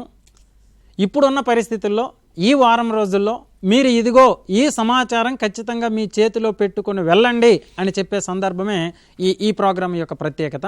సో దీంట్లో భాగంగా మెథడాలజీలో ఇప్పుడు రన్నింగ్ టాపిక్స్ అవే ఉన్నాయి. దేన్ని పట్టుకోవాలి, ఏ చాప్టర్లో ఏ విషయాల్ని మనం చేతిలో పెట్టుకొని ఎగ్జామ్కి వెళ్ళాలనేది. సో దాంట్లో భాగంగా మీరు ఇంకొకటి గుర్తించే విషయం ఏంటంటే, నిరుద్యోగ అభ్యర్థులు ఎవరైతే ఉన్నారో వాళ్ళు ఉద్యోగం సాధించడానికి టెట్ రాయాలి. ఇప్పుడు ప్రజెంట్ పాఠశాలల్లో ప్రభుత్వ ఉపాధ్యాయులుగా ఉన్న ఉపాధ్యాయులు కూడా ఉపాధ్యాయ వృత్తిలో కొనసాగడానికి, ఉపాధ్యాయ వృత్తిలో ఉన్నతమైన పదోన్నతి పొందడానికి కూడా టెట్ రాయాలి అనేది సుప్రీంకోర్టు తీర్పిచ్చింది. సో దాని మీద ముందు ఏం జరుగుతుందో అనేది మనం ఇప్పుడే మాట్లాడడానికి లేదు. కానీ ప్రస్తుతానికైతే జనవరి 3వ తేదీ నుంచి పరీక్షలు జరుగుతున్నాయి కాబట్టి ఇన్ సర్వీస్ టీచర్లు రాయాల్సిందే. ఉపాధ్యాయ వృత్తిలోకి వెళ్ళాలనుకునే వాళ్ళు, ఆల్రెడీ ఉపాధ్యాయ వృత్తిలో ఉన్నవారు కూడా రాయాల్సిందే. సో దీంట్లో భాగంగా నైపుణ్యానికి వచ్చేసరికి లక్ష్యాలు, స్పష్టీకరణలు, విలువల్లో నైపుణ్యం అనేది చాలా ఇంపార్టెంట్. ఇదివరకు నైపుణ్యానికి సంబంధించి వాడు ఎలాంటి ప్రశ్న అడిగేది అంటే, గమనించండి మిత్రమా, విద్యార్థి చిత్రపటాన్ని అందంగా గీశాడు, ఇది ఏ రకమైన లక్ష్యము అని అడిగేటోడు. విద్యార్థి చిత్రపటాన్ని అందంగా గీశాడు, ఇది ఏ రకమైన లక్ష్యము అని అడిగాడు. జ్ఞానము, అవగాహన, వినియోగము, నైపుణ్యానికి వచ్చేసరికి నైపుణ్యం అని కళ్ళు మూసుకొని పెట్టేసినాం. ఇప్పుడు ఏం చేస్తున్నాడంటే, విద్యార్థి చిత్రపటాన్ని అందంగా గీశాడు, ఇది ఏ రకమైన నైపుణ్యము అని అడుగుతున్నాడు. చూడు, అంటే ఆల్రెడీ వాడు నైపుణ్యం అని చెప్తున్నాడు, ఏ రకమైన నైపుణ్యం అని అడుగుతున్నాడు. నైపుణ్యాల్లో ముఖ్యంగా 5 రకాలు ఉన్నాయి. నైపుణ్యం స్కిల్, ఇందులో 5 టైప్స్ ఆఫ్ స్కిల్స్ ఉన్నాయండి. అవి ఏంటంటే చిత్రలేఖన నైపుణ్యం, హస్తలాఘవ నైపుణ్యం, పరిశీలన నైపుణ్యం, అభివ్యంజన నైపుణ్యం, నివేదన నైపుణ్యం, డ్రాయింగ్ స్కిల్, మ్యానిపులేటివ్ స్కిల్, పరిశీలన observation skill, expressive skill, reporting skill. ఈ 5ంటిని చిన్న తేడాతో కొంచెం తీసుకెళ్ళడానికి ప్రయత్నించండి. ఆఫ్టర్ దట్ బోధనా పద్ధతులండి. ఎస్, మెథడాలజీ అంటేనే బోధనా పద్ధతి అని అర్థం. మెథడాలజీ అంటేనే బోధనా పద్ధతి. ఏంటంటే మెథడ్ అనే ఒక ఆంగ్ల పదం మేత్ అనే లాటిన్ పదం నుంచి వచ్చిందండి. మేత్ అంటే ఒక విధానం, ఒక మార్గం, ఒక పద్ధతి అని అర్థం. మరి ఏం విధానం, ఏం మార్గం, ఏం పద్ధతి?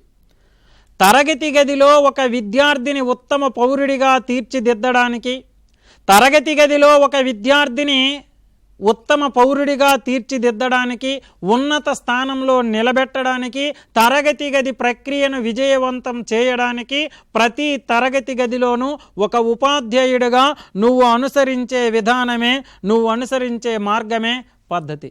అది బోధనా పద్ధతులు, methods of teaching methods.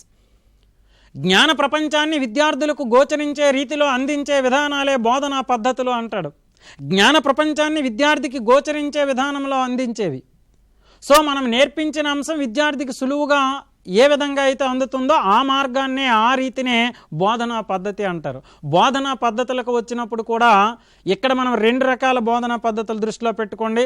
Maths అయినా, సైన్స్ అయినా, సోషల్ అయినా పర్ఫెక్ట్గా బోధనా పద్ధతుల నుంచి బిట్ వస్తుంది మిత్రమా. మనకి ముఖ్యంగా బోధనా పద్ధతుల్లో రెండు రకాల బోధనా పద్ధతులు ఉన్నాయి. ఉపాధ్యాయ కేంద్రీకృత బోధనా పద్ధతులు, విద్యార్థి కేంద్రీకృత బోధనా పద్ధతులు. Teacher centred, student centred. ఉపాధ్యాయ కేంద్రీకృతకు వచ్చేసరికి ఉపాధ్యాయుడే తనకు నచ్చిన విధానంలో విద్యార్థికి బోధన చేస్తూ బయటకు వచ్చేస్తే అది ఉపాధ్యాయ కేంద్రీకృత పద్ధతి. అలా కాకుండా విద్యార్థి అభిరుచులకు అనుగుణంగా, విద్యార్థి ఆశయాలకు అనుగుణంగా, విద్యార్థి అభిరుచులకు అనుగుణంగా బోధనాభ్యసన ప్రక్రియలో విద్యార్థి చురుకుగా పాల్గొనేటట్టు బోధించే పద్ధతి విద్యార్థి కేంద్రీకృత పద్ధతి. మరి విద్యార్థిని కేంద్రీకృతం చేస్తూ బోధిస్తున్నాం కాబట్టి విద్యార్థి కేంద్రీకృత పద్ధతి. ఓవరాల్గా ఉపాధ్యాయ కేంద్రీకృత, విద్యార్థి కేంద్రీకృతలో గణితానికి సంబంధించి మీరు ఎక్కువగా దేని మీద దృష్టి పెడతారంటే మిత్రమా గమనించండి, గణితానికి వచ్చేసరికి ఎక్కువగా దేని మీద దృష్టి పెడతారంటే పేపర్ 1, పేపర్ 2 మ్యాథ్స్ మెథడాలజీ వాళ్ళు అన్వేషణ పద్ధతి, ప్రాజెక్ట్ పద్ధతి, ఆగమన పద్ధతి, నిగమన పద్ధతి, విశ్లేషణ, సంశ్లేషణ, ఈ 4 సమస్య పరిష్కార పద్ధతులుగా చెప్తాం. వీటితో పాటు క్రీడా పద్ధతికి వచ్చేసరికి కిండర్ గార్టెన్ పద్ధతి, మాంటిసోరీ పద్ధతి, ఈ రెండింటిని కూడా దృష్టిలో పెట్టుకోండి. ఇక సైన్స్ మెథడాలజీకి వచ్చేసరికి మ్యాథ్స్లో ఏవైతే ఉంటాయో సైన్స్లో కూడా మ్యాక్సిమం అవే ఉంటాయండి. సోషల్ విషయానికి వచ్చేసరికి కొంచెం డిఫరెంట్, ఉపన్యాస పద్ధతి. సైన్స్కి వచ్చేసరికి ఉపన్యాస ప్రదర్శన పద్ధతి. మాటల రూపంలో పాఠం చెబితే ఉపన్యాస పద్ధతి, మాటల రూపంలో చెప్పిన దాన్ని తరగతి గదిలో విద్యార్థుల ముందు ఉపాధ్యాయుడు ప్రదర్శించి చూపిస్తే this is called lecture come demonstration, ఉపన్యాస ప్రదర్శన పద్ధతి. సో ప్రాజెక్ట్ పద్ధతి చూసుకోవాలి. సాంఘిక శాస్త్రానికి వచ్చినప్పుడు ఉపన్యాస పద్ధతి. దానితో పాటు ఎక్కువగా సోషల్ మెథడాలజీలో ఏం అడుగుతున్నాడంటే మిత్రమా చర్చా పద్ధతి, డిస్కషన్ మెథడ్ చూడండి. ఖచ్చితంగా సోషల్ మెథడాలజీలో బిట్ వచ్చే అవకాశం ఎక్కడ ఉంది మిత్రమా? చర్చా పద్ధతి. చర్చా పద్ధతికి వచ్చేసరికి చర్చా పద్ధతి ఒక్కటి మాత్రమే కాకుండా దానికి కంటిన్యూస్గా సమాంతరంగా మరో 3 పద్ధతులు కూడా ఉంటాయి. చర్చా పద్ధతి, చర్చ అంటే ఒక సమిష్టి నిర్ణయ ప్రక్రియ. 2 or more brains better than a single brain అంటాడు. ఒక్కరి ఆలోచన కన్నా ఇద్దరి ఆలోచన మిన్నా అనే ఒక సామెత ఆధారంగా చర్చా పద్ధతి బయటకు వచ్చింది. దీనికి కంటిన్యూస్గా సాంఘిక ఉద్గార పద్ధతి, విచారణాధార పద్ధతి, వాద సంవాద పద్ధతి, చిన్న చిన్న మాటలు చర్చా పద్ధతితో దీన్ని జోడించి చదవండి. రైట్. దీని తర్వాత నిర్మాణాత్మక బోధనా పద్ధతి. నిర్మాణాత్మక బోధనా పద్ధతి ఇది కూడా కొంచెం జాగ్రత్తగా గమనించండి. నిర్మాణాత్మక బోధనా పద్ధతికి వచ్చేసరికి ప్రీవియస్లో చాలాసార్లు బిట్టిచ్చాడండి, పేపర్ 1కి కానీ పేపర్ 2కి కానీ. నిర్మాణాత్మక బోధనా పద్ధతిలో ఏ అంశం మీద బిట్టిస్తున్నాడంటే మిత్రమా 5E నమూనా అంటున్నాడు. చూడండి, 5E నమూనా, 5E నమూనా 5 Eలు ఉంటాయి. రోజర్ బైబీ అనే ఒక విద్యావేత్త ప్రకారము 5E నమూనాను అనుసరించి విద్యార్థికి బోధన చేయాలి అంటాడు. 5E నమూనాలో మనకు తెలుసు engage, explain, engage, explore, explain, elaborate, evolution, వీటి మీద దృష్టి పెట్టండి.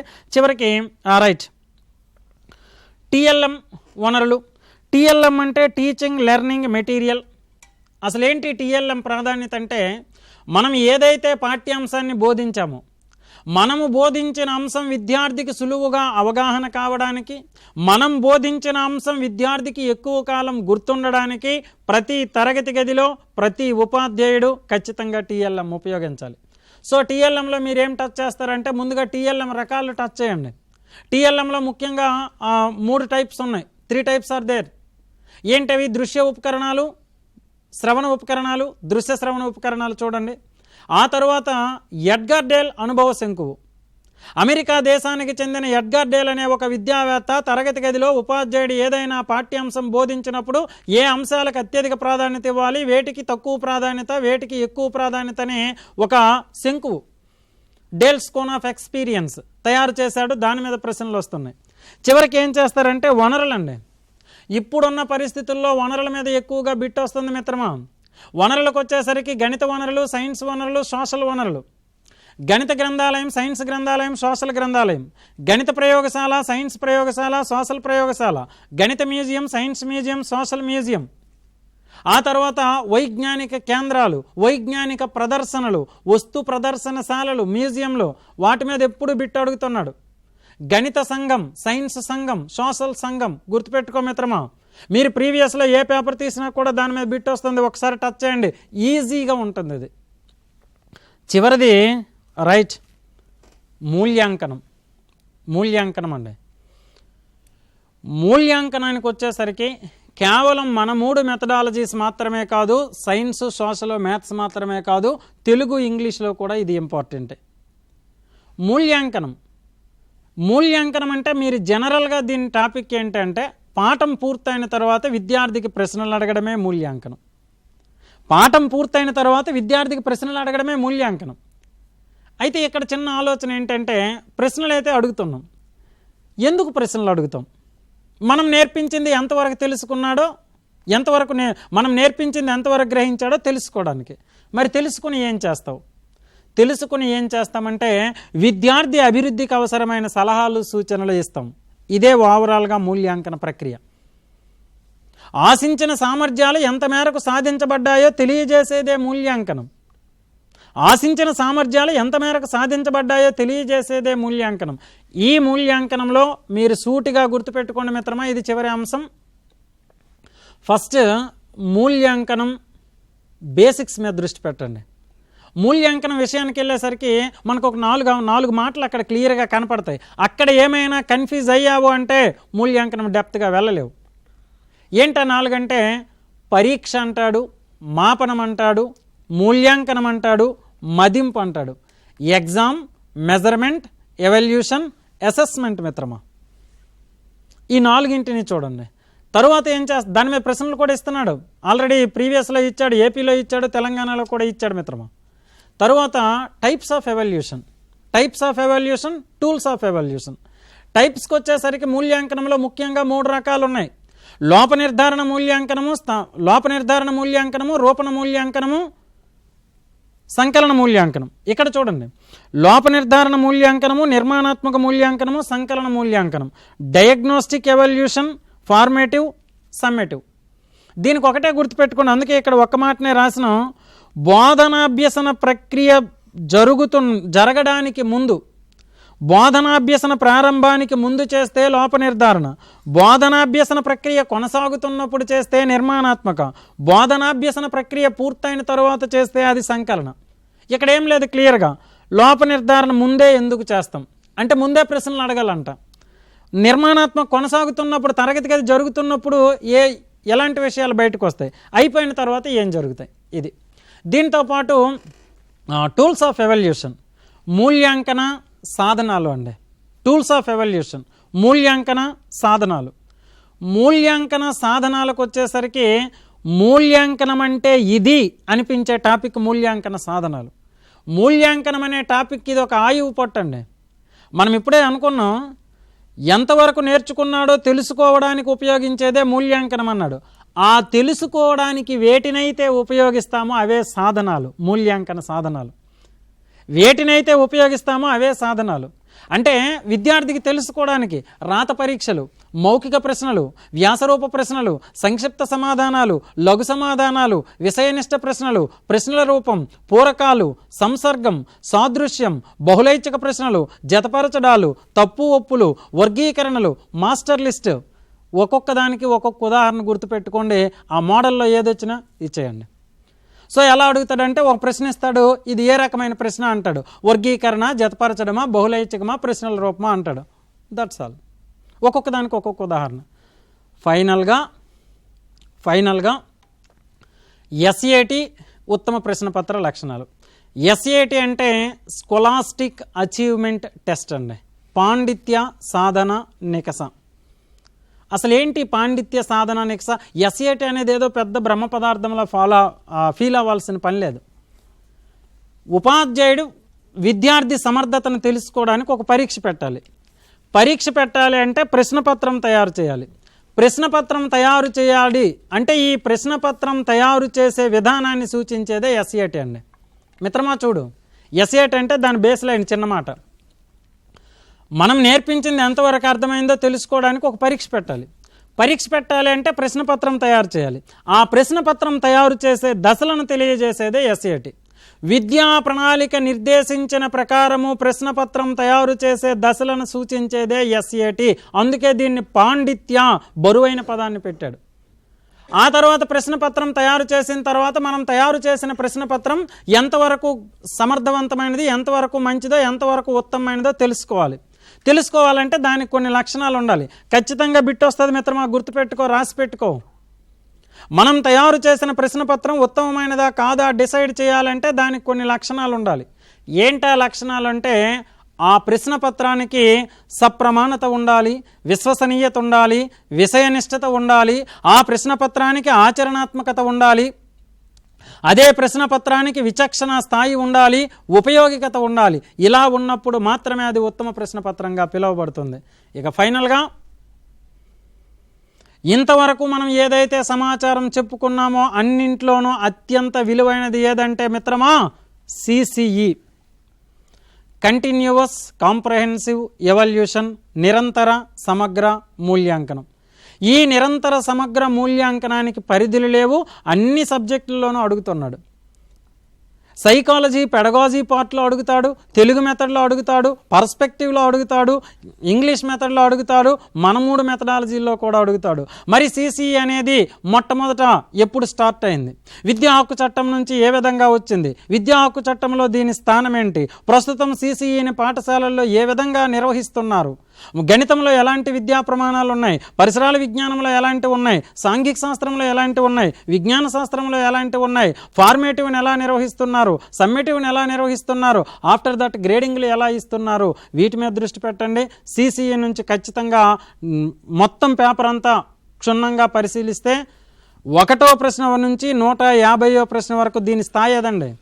1వ ప్రశ్న నుంచి 150వ ప్రశ్న వరకు ప్రశ్నలన్నింటినీ పరిశీలిస్తే ఖచ్చితంగా 4 ప్రశ్నలు CCE మీద ఉండే అవకాశం ఉంది. సో వీటన్నిటిని దృష్టిలో పెట్టుకోండి. ఎగ్జామ్కి వెళ్ళే ముందు ఏ అంశాలైతే సూటిగా టచ్ చేయాలో ఇప్పుడు మాట్లాడే ప్రయత్నం చేసాం. ఈ విధంగా ముందుకెళ్ళండి. మెథడాలజీలో మాత్రమే కాదు, జీవితంలో కూడా విజయవంతం అవ్వడానికి ప్రయత్నించండి మిత్రమా. Right, thank you sir. Mostly మెథడ్స్కి సంబంధించినటువంటి డౌట్స్ అన్ని క్లారిఫై అయ్యాయని భావిస్తూ ఉన్నాం. ఎందుకంటే అన్నిట్లలోనూ మెథడ్ ఉంటున్న పరిస్థితులలో విడివిడిగా చదవడం కంటే కలిపి చదవడం వల్ల ఎక్కువ బెనిఫిట్స్ ఉండే అవకాశం ఉందని చెప్పేసి చక్కగా సెలవిచ్చారు. ఇక నెక్స్ట్ మనకు పేపర్ 2కి సంబంధించి చూస్తే, క్రితం వీడియోలో మనము పేపర్ 1కి సంబంధించి EVS పాయింట్ ఆఫ్ వ్యూలో ఏం చేయాలనేది తెలుసుకునే ప్రయత్నం చేశాము.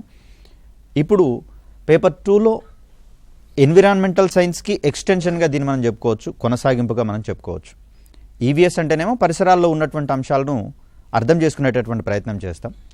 సైన్స్ విషయానికి వచ్చేసరికల్లా ఇక్కడ కొంచెం కేటగిరైజేషన్ అనేది మారే అవకాశం ఉంది. అంటే science content, social content separation చేయడం అనేది జరుగుతుంది. ముఖ్యంగా EVS నుంచి బయటకు వచ్చిన తర్వాత, అంటే అఫ్కోర్స్ అక్కడ 5th క్లాస్ వరకు చదివేసే ప్రయత్నం చేస్తాము.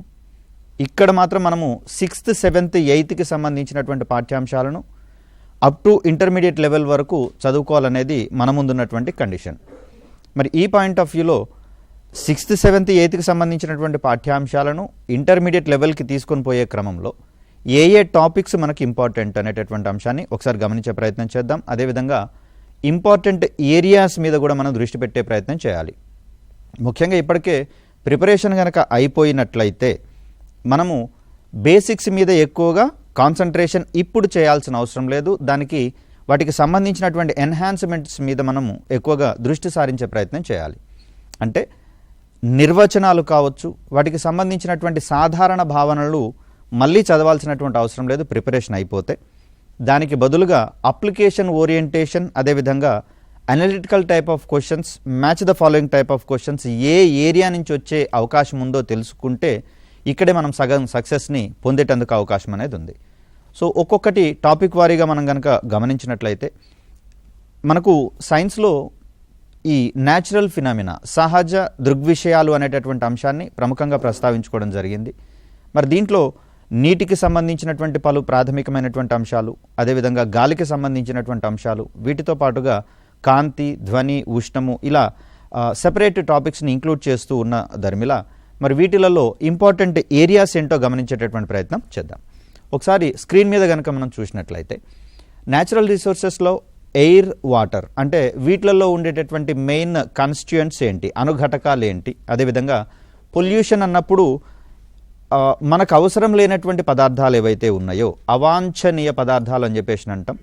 ఇవి మనకు అవసరమయ్యేటటువంటి వస్తువులలో కలిసేటటువంటి దృగ్విషయాన్నే మరో రకంగా పొల్యూషన్ అని చెప్పేసి అనుకుంటాం. అంటే నీళ్ళలో దుమ్ము, ధూళి కణాలు ఇవి మనకు అవాంఛనీయమైనటువంటివి, అవసరం లేనటువంటివి, ఉపయోగం లేనటువంటివి కదా. మరి ఇవి నీటిలో కలవడాన్నే మనం ఇక్కడ నీటి పొల్యూషన్ అంటున్నాం. ఏది నీటి కాలుష్యం అనేటటువంటి పదంగా, గాలిలో కలిస్తే గాలి కాలుష్యం అని, మట్టిలో కలిసినప్పుడు మట్టిలో అవాంఛనీయమైనటువంటి పదార్థాలు కలిసినప్పుడు సాయిల్ పొల్యూషన్ అనేటటువంటి పదాలతోటి చెప్తాం.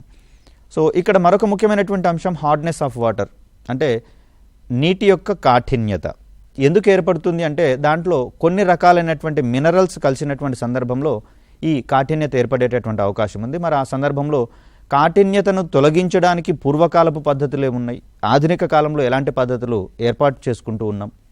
మరి ఈ సిచ్యువేషన్లో మనకు ఈ శుభ్రమైనటువంటి తాగునీటిని అందించేటటువంటి దశల మీద కూడా గతంలో క్వశ్చన్స్ రావడం అనేది జరిగింది.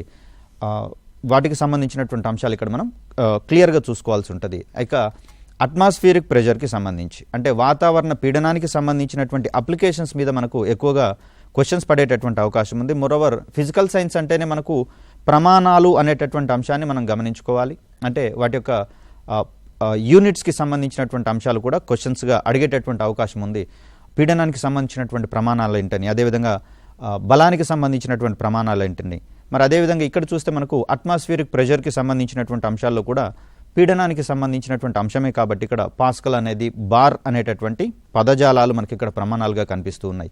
మరికొన్ని అంశాలు ఇదే టాపిక్లో కనుక మనం గమనిస్తే ఒకసారి స్క్రీన్ చూపించు. రైట్, ఎయిర్ ప్రెషర్ అంటే గాలికి పీడనాన్ని కలిగించేటటువంటి శక్తి ఉందని చెప్పేసి అనుకుంటాం. సో వీటి తర్వాత మనకు ఇదే పాయింట్ ఆఫ్ వ్యూలో ఇంపార్టెంట్గా ఉండేటటువంటి ఏరియాస్ ఏంటంటే స్క్రీన్ మీద కనిపిస్తున్నటువంటి 3 ప్రిన్సిపల్స్, ఆర్కిమిడీస్ ప్రిన్సిపల్స్ కావచ్చు, బెర్నౌలీస్ ప్రాపర్టీస్ కావచ్చు, అదేవిధంగా పాస్కల్ నియమము, ఇలా 3 రకాలైనటువంటి నియమాలకు వాటికి సంబంధించినటువంటి అప్లికేషన్స్ మీద ఎక్కువగా క్వశ్చన్స్ పడేటటువంటి అవకాశం ఉంది.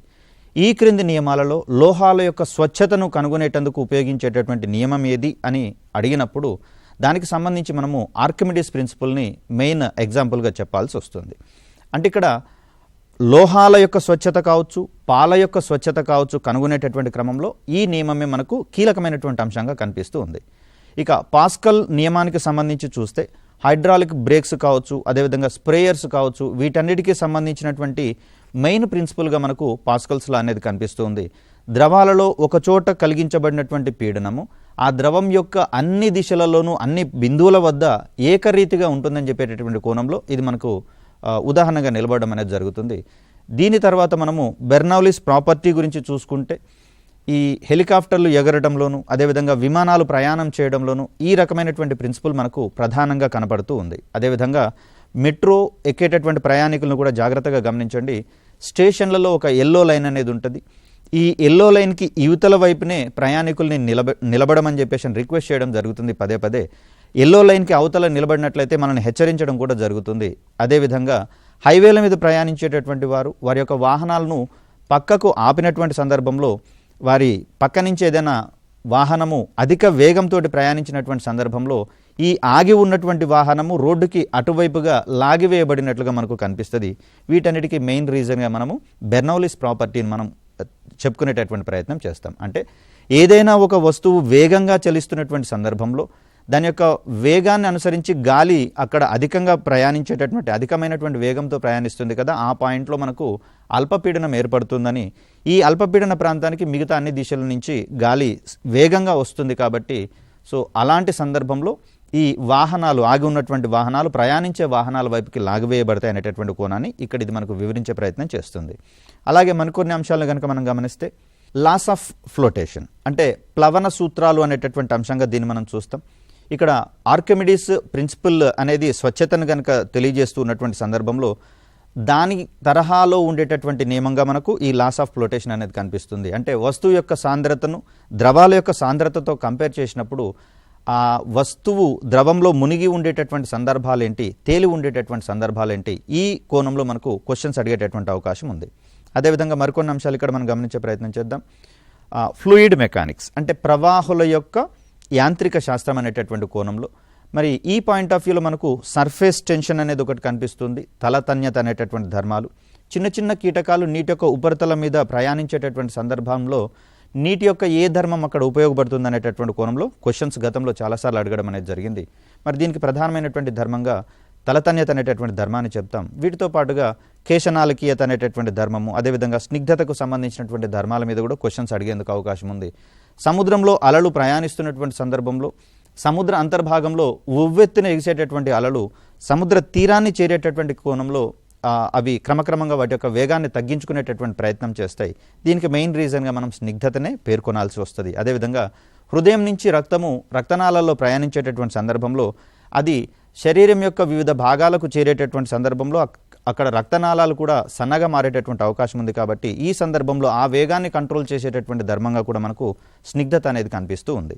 ఇక మరికొన్ని అంశాలను కనుక మనం గమనిస్తే పీడనం అనేది ఏ విధమైనటువంటి రాశి అనేటటువంటి కోణంలో ప్రీవియస్లో ఒక క్వశ్చన్ పడడం అనేది జరిగింది. సదిశ రాశి అంటే దిశ మరియు పరిమాణం ఉన్నటువంటి రాశులు మనం సదిశ రాశులుగా పేర్కొంటూ ఉంటాం. ఆ కోణంలో దీన్ని మనం సదిశ రాశిగా పేర్కొంటూ ఉన్నాం. మరొక క్వశ్చన్ కనుక మనం గమనిస్తే సురక్షితమైనటువంటి తాగునీటి సరఫరాలో ఏ ఏ దశలు ఉన్నాయి, ఇది ప్రీవియస్లో వచ్చినటువంటి క్వశ్చన్. ఈ పాయింట్ ఆఫ్ వ్యూలో మనం క్వశ్చన్స్ అడుగుతున్నప్పుడు వాటిలలో ఉండేటటువంటి ప్రతి ఒక్క స్టేజ్లో ఏ విధమైనటువంటి చర్యలు చేపడతారో కూడా కొద్దిగా అవగాహన కలిగి ఉండాల్సినటువంటి పరిస్థితి. ఇక మరొక ముఖ్యమైనటువంటి టాపిక్గా మనకు అవర్ యూనివర్స్ అనేది కనిపిస్తూ ఉంది. వీటికి సంబంధించి చూస్తే గ్రహణాలకు సంబంధించి అదేవిధంగా నక్షత్ర రాశులకు సంబంధించినటువంటి అంశాల మీద క్వశ్చన్స్ పడడం అనేది జరుగుతుంది. ప్రీవియస్లీ వచ్చినటువంటి క్వశ్చన్గా మనకు తెలంగాణ నుంచి కనపడినటువంటి నక్షత్ర రాశి ఏదైనటువంటి కోణంలో మనకు క్వశ్చన్ పడడం అనేది జరిగింది. సో ఆ పాయింట్ ఆఫ్ వ్యూలో గ్రహణాలతో పాటుగా నక్షత్ర రాశులకు సంబంధించినటువంటి ప్రాథమికమైనటువంటి అంశాల మీద కూడా మనం పట్టు సాధించాల్సినటువంటి అవసరం ఉంది. ఇక మరొక టాపిక్గా మనం చూస్తే నేచురల్ ఫినామినా, అత్యధికమైనటువంటి వెయిటేజ్ ఉన్నటువంటి ఏరియాగా ఇది మనకు కనిపిస్తుంది. మోస్ట్ ప్రాబబ్లీ బేసిక్ ఇష్యూస్ మీద కాకుండా మనకు అప్లికేషన్ ఓరియంటేషన్లో ఇక్కడ క్వశ్చన్స్ పడేటటువంటి అవకాశం ఉంది. సో రిఫ్లెక్షన్ ఆఫ్ లైట్ అంటే కాంతి యొక్క పరావర్తన ధర్మము, అదేవిధంగా లాస్ ఆఫ్ రిఫ్లెక్షన్ పరావర్తన నియమాలకు సంబంధించి ఇక్కడ మరొక ముఖ్యమైనటువంటి టాపిక్గా ప్లేన్ మిర్రర్స్ ఇమేజెస్ అంటే సమతల దర్పణం మీద ఏ విధమైనటువంటి ప్రతిబింబాలు ఏర్పడేటటువంటి అవకాశం ఉంది, అదేవిధంగా వక్ర దర్పణాల మీద కూడా ఏ విధమైనటువంటి ఇమేజెస్ ఏర్పడేటటువంటి అవకాశం ఉంది అనేటటువంటి కోణంలో మనకు క్వశ్చన్స్ పడేటటువంటి అవకాశం ఉంది. మోరోవర్ ఇక్కడ సారూప్యత ఉన్నటువంటి దృష్ట్యా మనము రిఫ్లెక్షన్లో ఉన్నటువంటి ఈ ఏరియాని రిఫ్రాక్షన్లో ఉన్నటువంటి ఇదే సిమిలర్ కైండ్ ఆఫ్ ఏరియాతో కంపేర్ చేసుకొని చదువుకోవాల్సినటువంటి అవకాశం ఎంతైనా ఉంది. సందర్భం కూడా ఇదే కాబట్టి సో ఆ సందర్భంలో సమతల దర్పణాల మీద అదేవిధంగా వక్ర దర్పణాల మీద మరియు కటకాల మీద ఏ విధమైనటువంటి ఇమేజెస్ ఏర్పడతాయి, అదేవిధంగా వస్తువు యొక్క స్థానాన్ని బట్టి ప్రతిబింబం యొక్క స్థానం ఏ విధంగా మారుతుంది అనేటటువంటి అంశాన్ని కంపారిటివ్లీ చదువుకుంటే మనకు తక్కువ టైంలో అయిపోయేటటువంటి అవకాశం అనేది ఉంది. అదేవిధంగా చూస్తే మనకి ఇక్కడ వక్రీభవనానికి సంబంధించినటువంటి అంశాలు కనుక గమనిస్తే వక్రీభవనం ఏ ఏ సందర్భాలలో ఏర్పడుతుంది అనేటటువంటి అంశాలు మనందరికీ తెలిసినటువంటి విషయమే. అయితే పదజాలాలు మార్చి కూడా మనకు క్వశ్చన్ పడేటటువంటి ఏరియాగా దీన్ని మనం చూడవచ్చు. ఫర్ ఎగ్జాంపుల్ గమనిస్తే మనకు అందరికీ తెలిసిందే ఇంద్రధనస్సు ఏర్పడడంలో ఏ విధమైనటువంటి నియమాలు ఉంటాయి అంటే మనం అక్కడ కళ్ళు మూసుకొని చెప్తారు ఎవరిని అడిగినా కూడా సంపూర్ణాంతర పరావర్తనం అనేటటువంటి ధర్మం. అలా కాకుండా ఇంద్రధనస్సు ఏర్పడడంలో ఏ ఏ నియమాలు పనిచేస్తాయని చెప్పి దిగువన సంపూర్ణాంతర పరావర్తనం ఇవ్వకుండా వక్రీభవనము, పరావర్తనము, అదేవిధంగా విక్షేపణం అనేటటువంటి ధర్మము, ఈ మూడు ధర్మాలను ఇచ్చి 1-2 మాత్రమే, 2-3 మాత్రమే, లేదా 1-2-3 మాత్రమే అనేటటువంటి కోణంలో క్వశ్చన్స్ పడేటటువంటి అవకాశం ఉంది. ఎందుకు అంటే మనకు తెలిసినటువంటి అంశాలను మనకు తెలియని అంశాలుగా అడగడమే పరీక్షలుగా మనం చూస్తాం కాబట్టి ఈ పాయింట్ ఆఫ్ వ్యూలో మనకు క్వశ్చన్ పడేటటువంటి ఏరియా ఉంది. ఇక్కడ వాస్తవానికి సంపూర్ణాంతర పరావర్తనం అంటేనే ఈ మూడింటి యొక్క కోణంగా మనం చూస్తాం. మోరోవర్ కాంతి కిరణాలు నీటి బిందువులో ప్రవేశించేటప్పుడు వక్రీభవనం చెందుతాయి. అక్కడ టోటల్ ఇంటర్నల్ రిఫ్లెక్షన్ జరుగుతుందని చెప్పేసి అనుకున్నాం నీటి బిందువు లోపల. అది ఒక రకంగా పరావర్తనం కిందనే పరిగణిస్తూ ఉంటాం. అది తిరిగి వెలుపలకు వచ్చేటటువంటి క్రమంలో నీటి బిందువు నుంచి కాంతి విక్షేపణం ద్వారా 7 రంగులుగా విడిపోయేటటువంటి ధర్మాన్ని మనం చూస్తూ ఉన్నాం. కాబట్టి ఈ పాయింట్ ఆఫ్ వ్యూలో ఎలా అడిగినా మనం క్వశ్చన్ని ఎదుర్కొనేటటువంటి ప్రయత్నం చేయాల్సి ఉంటుంది. ఇక రిఫ్రాక్షన్కి సంబంధించినటువంటి అంశాలు కనుక మనం ఒకసారి గమనిస్తే ఇక్కడ కాంతి వక్రీభవనానికి సంబంధించి అదేవిధంగా వక్రీభవన గుణకాలకు సంబంధించినటువంటి అంశాల మీద కూడా క్వశ్చన్స్ పడుతూ ఉన్నాయి. ముఖ్యంగా మనందరికీ తెలిసిందే వజ్రము అత్యధిక వక్రీభవన గుణకం ఉన్నటువంటి పదార్థంగా మనకు కనిపిస్తూ ఉంది. కాబట్టే వజ్రం మిలమిలా మెరుస్తుంది అనేటటువంటి కోణంలో మనం చెప్తాం. ఇక్కడ కారణాన్ని మరియు ఫలితాన్ని బట్టి చూస్తే వజ్రం ఎందుకు మిలమిలా మెరుస్తుంది అంటే దానికి అత్యధిక వక్రీభవన గుణకం ఉందనేటటువంటి కోణాన్ని చెప్తూ ఉన్నాం. కాబట్టి ఇలా కారణము ఫలితము రెండు పక్కపక్కనే ఉన్నటువంటి సందర్భంలో assertion reasoning type of questions కూడా పడేటటువంటి ఛాన్సెస్ ఎక్కువగా ఉంటాయి. మరి ఆ పాయింట్ ఆఫ్ వ్యూలో అప్లికేషన్ టైప్ ఆఫ్ ఏరియాస్ నుంచి ఖచ్చితంగా ఇలాంటి ప్రశ్నను మనం ఎదుర్కొనేటటువంటి అవకాశం ఉంటుంది. మరికొన్ని అంశాలను ఇక్కడ గమనించేటటువంటి ప్రయత్నం చేద్దాం. స్నెల్స్ లాకి సంబంధించినటువంటి అంశాలు కావచ్చు, అదేవిధంగా బాగా నలగగొట్టబడినటువంటి మంచు ముక్కలన్నీ కూడా వెండి మాదిరిగా మెరిసేటటువంటి అవకాశం ఉంది. దీనికి ప్రధానమైనటువంటి కారణం ఏంటని, అదేవిధంగా యాక్సిడెంట్ జరిగినటువంటి సందర్భాలలో వాహనాల యొక్క అద్దాలు పగిలినప్పుడు పగిలినటువంటి గాజు ముక్కలన్నీ కూడా తెల్లగా మెరిసేటటువంటి అవకాశం ఉంది. ఇవన్నీ కూడా మనము సంపూర్ణాంతర పరావర్తనానికి సంబంధించినటువంటి ధర్మాలుగా మనం చెప్తాం. మరికొన్ని అంశాలు కనుక ఇక్కడ మనం చూస్తే ఇంపార్టెంట్ ఏరియాస్ని గమనించే ప్రయత్నం చేద్దాం. Formation of rainbow, okay, dispersion of light, ఇవన్నీ చెప్పేసినాం. తర్వాత డిఫెక్ట్స్ ఆఫ్ విజన్ అంటే హ్రస్వదృష్టి అంటే ఏంటి, దీర్ఘదృష్టి అంటే ఏంటి, అదేవిధంగా చత్వారము, ఇవన్నీ ఎందుకు ఏర్పడతాయి, వీటిని మనం ఏ రకమైనటువంటి మెకానిజం ద్వారా వీటిని మనం తొలగించేటటువంటి ప్రయత్నం చేయవచ్చు, వీటి మీద కూడా మనకు క్వశ్చన్స్ పడే అవకాశం ఉంది. ఇంటర్మీడియట్ ఏరియా వరకు అడుగుతున్నారు కాబట్టి డిఫికల్టీ లెవెల్ కేవలము 8th క్లాస్ వరకు ఉన్నటువంటి టాపిక్స్ని మాత్రమే అక్కడ వరకు చూసేటటువంటి ప్రయత్నం చేస్తాం. గతంలో అడిగినటువంటి క్వశ్చన్ ఈ విధంగా ఉంది. సఫైర్ అనేటటువంటి ఒక పదార్థానికి వక్రీభవన గుణకం ఎంత ఉంది అనేటటువంటి కోణంలో మనకు ప్రశ్న రావడం అనేది జరిగింది. మరి దీనికి సంబంధించి చూస్తే ఆప్షన్స్లలో మనము కొన్ని సందర్భాల్లో ఎలిమినేషన్ మెథడ్ని కూడా చూసుకోవాల్సి వస్తుంది. ఎందుకంటే 2.1 అనేది సుమారుగా మనకు వజ్రానికి సంబంధించినటువంటి వక్రీభవన గుణకం అనుకుంటే దానికంటే అధికం దేనికి లేదు. కాబట్టి మనకి ఇక్కడ ఉన్నటువంటి క్వశ్చన్లో ఆప్షన్స్ని మనం ఎలిమినేట్ చేసేటటువంటి ప్రయత్నం చేస్తాం. మోస్ట్ ప్రాబ్లీ ఇక్కడ మనకు డైరెక్ట్ క్వశ్చన్గా ఇది మనకు కనిపిస్తుంది 1.77 అని చెప్పేసి అని. దీని ఆన్సర్గా మనం గమనించే ప్రయత్నం చేస్తాం. ఇక సౌండ్కి సంబంధించి చూస్తే అనునాదానికి సంబంధించినటువంటి ఏరియాలో చాలా సందర్భాల్లో క్వశ్చన్స్ పడడం జరిగింది. ఆడిబుల్ రేంజ్ శ్రవ్య అవధికి సంబంధించినటువంటి అంశాల్లో, అదేవిధంగా ఈ ధ్వనికి సంబంధించినటువంటి లక్షణాల మీద కూడా క్వశ్చన్స్ పడడం అనేది జరిగింది. దీని తర్వాత అతిధ్వనులకు సంబంధించినటువంటి అనువర్తనాల మీద ముఖ్యంగా చూస్తే కీటకాల యొక్క జనాభా అత్యధికంగా పెరుగుతున్నటువంటి సందర్భాలలో మరి వాటిని నిర్మూలించాలన్నా వాటి యొక్క జనాభాను నియంత్రించాలన్నా అల్ట్రాసౌండ్స్ని ప్రధానంగా పేర్కొనడం అనేది జరుగుతుంది. అదేవిధంగా మనకు ఈ భారీ డైరీ పరిశ్రమల్లో అంటే పాల ఉత్పత్తులకు సంబంధించినటువంటి పరిశ్రమల్లో ఈ అతిధ్వనులను పాలల్లోకి పంపించినప్పుడు అవి మరిగేటటువంటి స్వభావాన్ని ప్రదర్శిస్తాయని చెప్పేసి చెప్పాం. కాబట్టి ఇలాంటి సందర్భాల్లో మనకు అతిధ్వనుల యొక్క ఉపయోగాల గురించి మనం మాట్లాడుకోవాల్సి వస్తుంది. అదేవిధంగా చూస్తే ఈ ఆడిబుల్ రేంజ్ అనేటటువంటి అంశంలో భాగంగా మనకు పరశ్రవ్యాలు, అదేవిధంగా శ్రవ్య అవధి మరియు అతిధ్వనులు. ఇక్కడ ఆడిబుల్ రేంజ్ అనేది 20 హెడ్జ్ నుంచి 20,000 హెడ్జ్ మధ్యలో ఉండేటటువంటి శబ్దాలను మాత్రమే మన చెవి గమనిస్తుందని చెప్పేసి అని మనందరికీ తెలిసిందే. మరి 20 హెడ్జ్ కంటే తక్కువ ఉన్నటువంటివన్నీ కూడా పరశ్రవ్యాలు, ఇన్ఫ్రాసోనిక్స్ అనేటటువంటి పేరుతోటి చెప్తాం. గబ్బిలాలు వీటిని వినగలిగేటటువంటి అవకాశం ఉంది. అదేవిధంగా ఏనుగులు వీటిని ప్రొడ్యూస్ చేస్తాయి, వినగలుగుతాయి గబ్బిలాల మాదిరిగానే. మరి గబ్బిలాలు వాటి యొక్క మార్గాన్ని గుర్తించేటటువంటి క్రమంలో కావచ్చు, అదేవిధంగా వాటి మార్గంలో ఉన్నటువంటి ఆహారాన్ని గుర్తించేటటువంటి క్రమంలో కూడా అవి ఈ పరశ్రవ్యాలను ఉపయోగించుకుంటూ వాటి యొక్క ఆహారాన్ని పొందుతూ ఉంటాయి. అదేవిధంగా మార్గంలో ఉండేటటువంటి అడ్డంకులను కూడా గుర్తించేటటువంటి ప్రయత్నం చేస్తాయి. ఇక దీనికి సంబంధించినటువంటి ఒక క్వశ్చన్ని గమనించేటటువంటి ప్రయత్నం చేద్దాం. రైట్, క్రింది వానిలో ధ్వని తరంగం యొక్క స్వభావాన్ని వివరించడంలో ముఖ్యమైన పాత్ర పోషించేటటువంటి 4 రాశులు అంటే ధ్వని యొక్క ముఖ్య లక్షణాలు ఏంటి అనేటటువంటి కోణంలో ఇక్కడ క్వశ్చన్ అడగడం జరిగింది. సో దీంట్లో భాగంగా పౌనఃపున్యం కావచ్చు, అంటే ఒక సెకండ్కి ఒక వస్తువు చేసేటటువంటి కంపనాల సంఖ్యను పౌనఃపున్యంగా అంటాం. అదేవిధంగా తరంగ దైర్ఘ్యం అంటే దాంట్లో ఉండేటటువంటి ఒకే దశలో ఉండేటటువంటి కణాల యొక్క మధ్య దూరాన్ని మనం తరంగ దైర్ఘ్యంగా చెప్తూ ఉన్నాం. అదేవిధంగా ధ్వని ప్రసారం అయ్యేటటువంటి సందర్భంలో ఆ ప్రయాణంలో ఉండేటటువంటి ఒక కణము గరిష్టంగా పొందేటటువంటి స్థానభ్రంశాన్ని కంపన పరిమితి అని చెప్పేసి అంటాం. అదేవిధంగా వేగం అనేది మనకు ఒక సెకండ్కి ఆ తరంగం ప్రయాణించేటటువంటి దూరాన్ని పౌనఃపున్యం వివరిస్తే, మరి ఆ పౌనఃపున్యము ఇంటూ తరంగ దైర్ఘ్యము ఈ రెండింటి యొక్క లబ్ధంగా మనము తరంగం యొక్క వేగాన్ని చెప్తాం. కాబట్టి ఈ కోణంలో మనము ఆ 4ంటిని మాత్రమే తరంగం యొక్క లేదా ధ్వని తరంగం యొక్క ముఖ్యమైనటువంటి లక్షణాలుగా మనం గమనించే ప్రయత్నం చేస్తాం. ఇక మరికొన్ని అంశాలను చూస్తే ఉష్ణానికి సంబంధించి ఇక్కడ కూడా మనం mostly application type of questions ఎక్కువగా పడేటటువంటి అవకాశం ఉంది.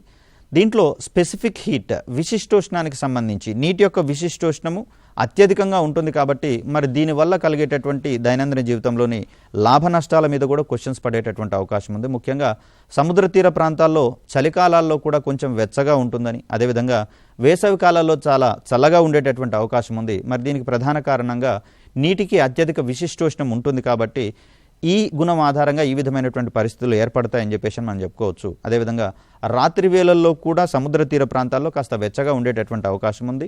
వేడిమి ఎక్కువగా ఉన్నటువంటి పగటి సమయాలలో కూడా నీటికి ఉండేటటువంటి అధిక విశిష్టోష్ణం వల్ల అత్యధిక వేడిని నీరు గ్రహించడం వల్ల అక్కడ ఉష్ణోగ్రతలు బ్యాలెన్స్డ్గా ఉంటాయి, సమతాస్థితిలో ఉండేటటువంటి అవకాశాలు మనం చూడవచ్చు. మరికొన్ని అంశాలు చూస్తే నీటిని ఒక నిర్దిష్ట సమయం పాటు వేడి చేస్తే దాని యొక్క ఉష్ణోగ్రత 2 డిగ్రీల సెంటీగ్రేడ్ పెరిగిందట. అదే ఉష్ణాన్ని 2 లీటర్ల నీటిని వేడి చేసినట్లయితే దాని యొక్క ఉష్ణోగ్రత ఎంత పెరుగుతుంది? ఇది జనరల్ పర్సెప్షన్లో కూడా మనం చెప్పవచ్చు. అంతక్రితం 1 లీటర్ నీరు ఉంది, ప్రస్తుతం 2 లీటర్ల నీరు ఉంది. సో ముందు వేడి చేసినప్పుడు 2 డిగ్రీల సెంటీగ్రేడ్ పెరిగితే ఇక్కడ మనకు 1 డిగ్రీ సెంటీగ్రేడ్ పెరిగే అవకాశం ఉందని జనరల్ పర్సెప్షన్లో దీన్ని మనం ఆన్సర్ చేసుకోవచ్చు. ఇక మెకానిక్స్ విషయంలో చర్య ప్రతిచర్యకు సంబంధించి, యాక్షన్ రియాక్షన్కు సంబంధించి సంబంధం ఉన్నటువంటి నియమం మీద అనేటటువంటి కోణంలో మనం గతంలో ఒకసారి క్వశ్చన్ అడగడం జరిగింది. దీనికి సమాధానంగా మనము న్యూటన్ 3వ గమన నియమం అనేటటువంటి పేరు చెప్తాం. ఇక మరొక రకంగా క్వశ్చన్స్ కూడా దీంట్లో పడేటటువంటి అవకాశం ఉంది. ఏంటి అంటే మనందరికీ తెలిసిందే రాకెట్ ప్రయాణించేటటువంటి సందర్భంలో ఏ నియమం వర్తిస్తుంది అని. మరి దానికి ప్రధానమైనటువంటి అంశంగా న్యూటన్ 3వ గమన నియమాన్ని మనం పేర్కొంటూ ఉంటాం. మరి ఆ సందర్భంలో ఈ చర్య ప్రతిచర్యతో పాటుగా మిగతా 2 నియమాలు కూడా వేటి మీద ప్రధానంగా దృష్టి సారించినాయి, వాటికి సంబంధించినటువంటి అప్లికేషన్స్ని మనం కూలంకషంగా ఇక్కడ ముందుగా ఒకసారి చూసుకునేటటువంటి ప్రయత్నం చేయాల్సి వస్తుంది. ఎగ్జామినేషన్ పాయింట్ ఆఫ్ వ్యూలో బేసిక్స్ విషయాలలో మనకు పెద్దగా డౌట్స్ ఏమీ ఉండవు. ఎందుకంటే సిలబస్ కనుక ఒకవేళ అయిపోయినటువంటి సందర్భంలో మనకు పెద్దగా డౌట్స్ ఏమీ బేసిక్స్ మీద ఎక్కువగా క్వశ్చన్స్ కన్ఫ్యూజన్గా ఉండేటటువంటి అవకాశం లేదు. ఇక్కడ మాత్రమే మనకు కొంచెం కన్ఫ్యూజన్ ఏర్పడేటటువంటి అవకాశం అనేది ఉంది.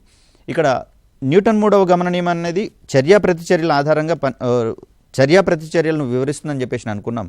మరొక సందర్భంలో రాకెట్ ప్రయాణించడంలో ఏ నియమము పనిచేస్తుంది అన్నప్పుడు మొదటి 3 గమన నియమాల గురించి ఇచ్చినప్పుడు ఆప్షన్ మనము 3వ గమన నియమం అని చెప్పేసి చెప్తాం. ఒకవేళ దాన్ని కనుక తీసేసినట్లయితే మనకక్కడ ద్రవ్యవేగ నిత్యత్వ నియమం అనేది కూడా ప్రధానంగా ఈ రాకెట్ వేగానికి సంబంధించి, రాకెట్ గమనానికి సంబంధించి ఉంటుంది. కాబట్టి ఆ పాయింట్ ఆఫ్ వ్యూలో మనకు దాన్ని ఆన్సర్గా చెప్పుకునేటటువంటి ప్రయత్నం చేస్తాం. సో ఇక్కడ మ్యాగ్నెటిజంకి సంబంధించి కూడా మనకు అప్లికేషన్ టైప్లోనే క్వశ్చన్స్ పడుతూ ఉన్నాయి. లాస్ట్లో మనకు ఎలక్ట్రిసిటీలో ఈఎంఎఫ్ అనేది కనిపిస్తుంది, ఎలక్ట్రోమోటివ్ ఫోర్స్. ఒక వలయంలో ఎలక్ట్రోమోటివ్ ఫోర్స్ని సమకూర్చడానికి ఏ పరికరం ఉపయోగపడుతుంది అనేటటువంటి కోణంలో మనము ఇక్కడ క్వశ్చన్ ఎక్స్పెక్ట్ చేసేటటువంటి ప్రయత్నం చేయవచ్చు. సో దీనికి ప్రధానంగా సెల్ లేదా బ్యాటరీ, అంటే ఇక్కడ collection of cells is nothing but battery. కాబట్టి ఘటము లేదా బ్యాటరీ అనేటటువంటిది వలయంలో విద్యుత్ ప్రవహించడానికి అవసరమైనటువంటి ఎలక్ట్రోమాగ్నెటిక్ ఫోర్స్ లేదా ఎలక్ట్రోమోటివ్ ఫోర్స్ అనేటటువంటి దాన్ని అప్లై చేసేటటువంటి ప్రయత్నం చేస్తుంది. సో అలా మనకు ఈ మ్యాగ్నెటిజం మరియు ఎలక్ట్రిసిటీకి సంబంధించి శక్తి పరివర్తకాల మీద కూడా మనకు క్వశ్చన్స్ పడేటటువంటి అవకాశం ఉంది. అంటే విద్యుత్ శక్తిని ఉష్ణశక్తిగా మార్చేటటువంటి పరికరాలు ఏంటి, విద్యుత్ శక్తిని రసాయన శక్తిగా మార్చేటటువంటి పరికరాలు ఏవి, అదేవిధంగా రసాయన శక్తిని విద్యుత్ శక్తిగా మార్చేటటువంటి పరికరాలు, వీటి మీద శక్తి పరివర్తనల మీద కూడా క్వశ్చన్స్ పడేటటువంటి ఛాన్సెస్ ఎక్కువగా ఉన్నాయి.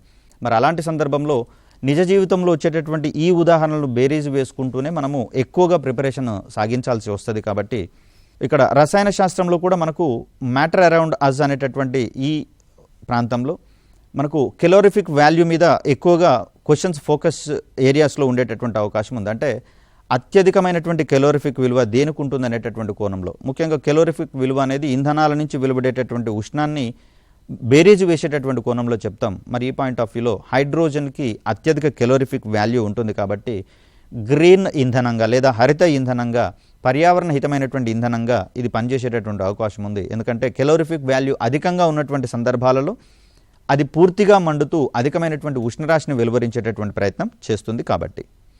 సో ఈ పాయింట్ ఆఫ్ వ్యూలో మనకు అప్లికేషన్ టైప్ ఎక్కడెక్కడైతే ఉన్నాయో లేదా నేమ్డ్ ప్రిన్సిపల్స్ ఉన్నటువంటి ఏరియాలలో ఎక్కువగా మనము క్వశ్చన్స్ని ఫేమ్ చేసేటటువంటి అవకాశం ఉంది కాబట్టి ఆ ఏరియాస్ని మరొకసారి థరోగా చెక్ చేసుకుంటూ పోవాల్సినటువంటి అవసరం ఉంది. అదేవిధంగా ప్రమాణాలకు సంబంధించినటువంటి అంశాలలో కూడా ఎక్కువగా మనకు క్వశ్చన్స్ ఎక్స్పెక్ట్ చేసే అవకాశం ఉంది. దీంట్లో ప్రధానంగా ఒకే రకమైనటువంటి ప్రమాణాలు ఉన్నాయి ఏంటి అనేటటువంటి కోణంలో కూడా మనకు క్వశ్చన్స్ వస్తాయి. పని శక్తి విషయంలో ఇదే విధమైనటువంటి ఓరియంటేషన్.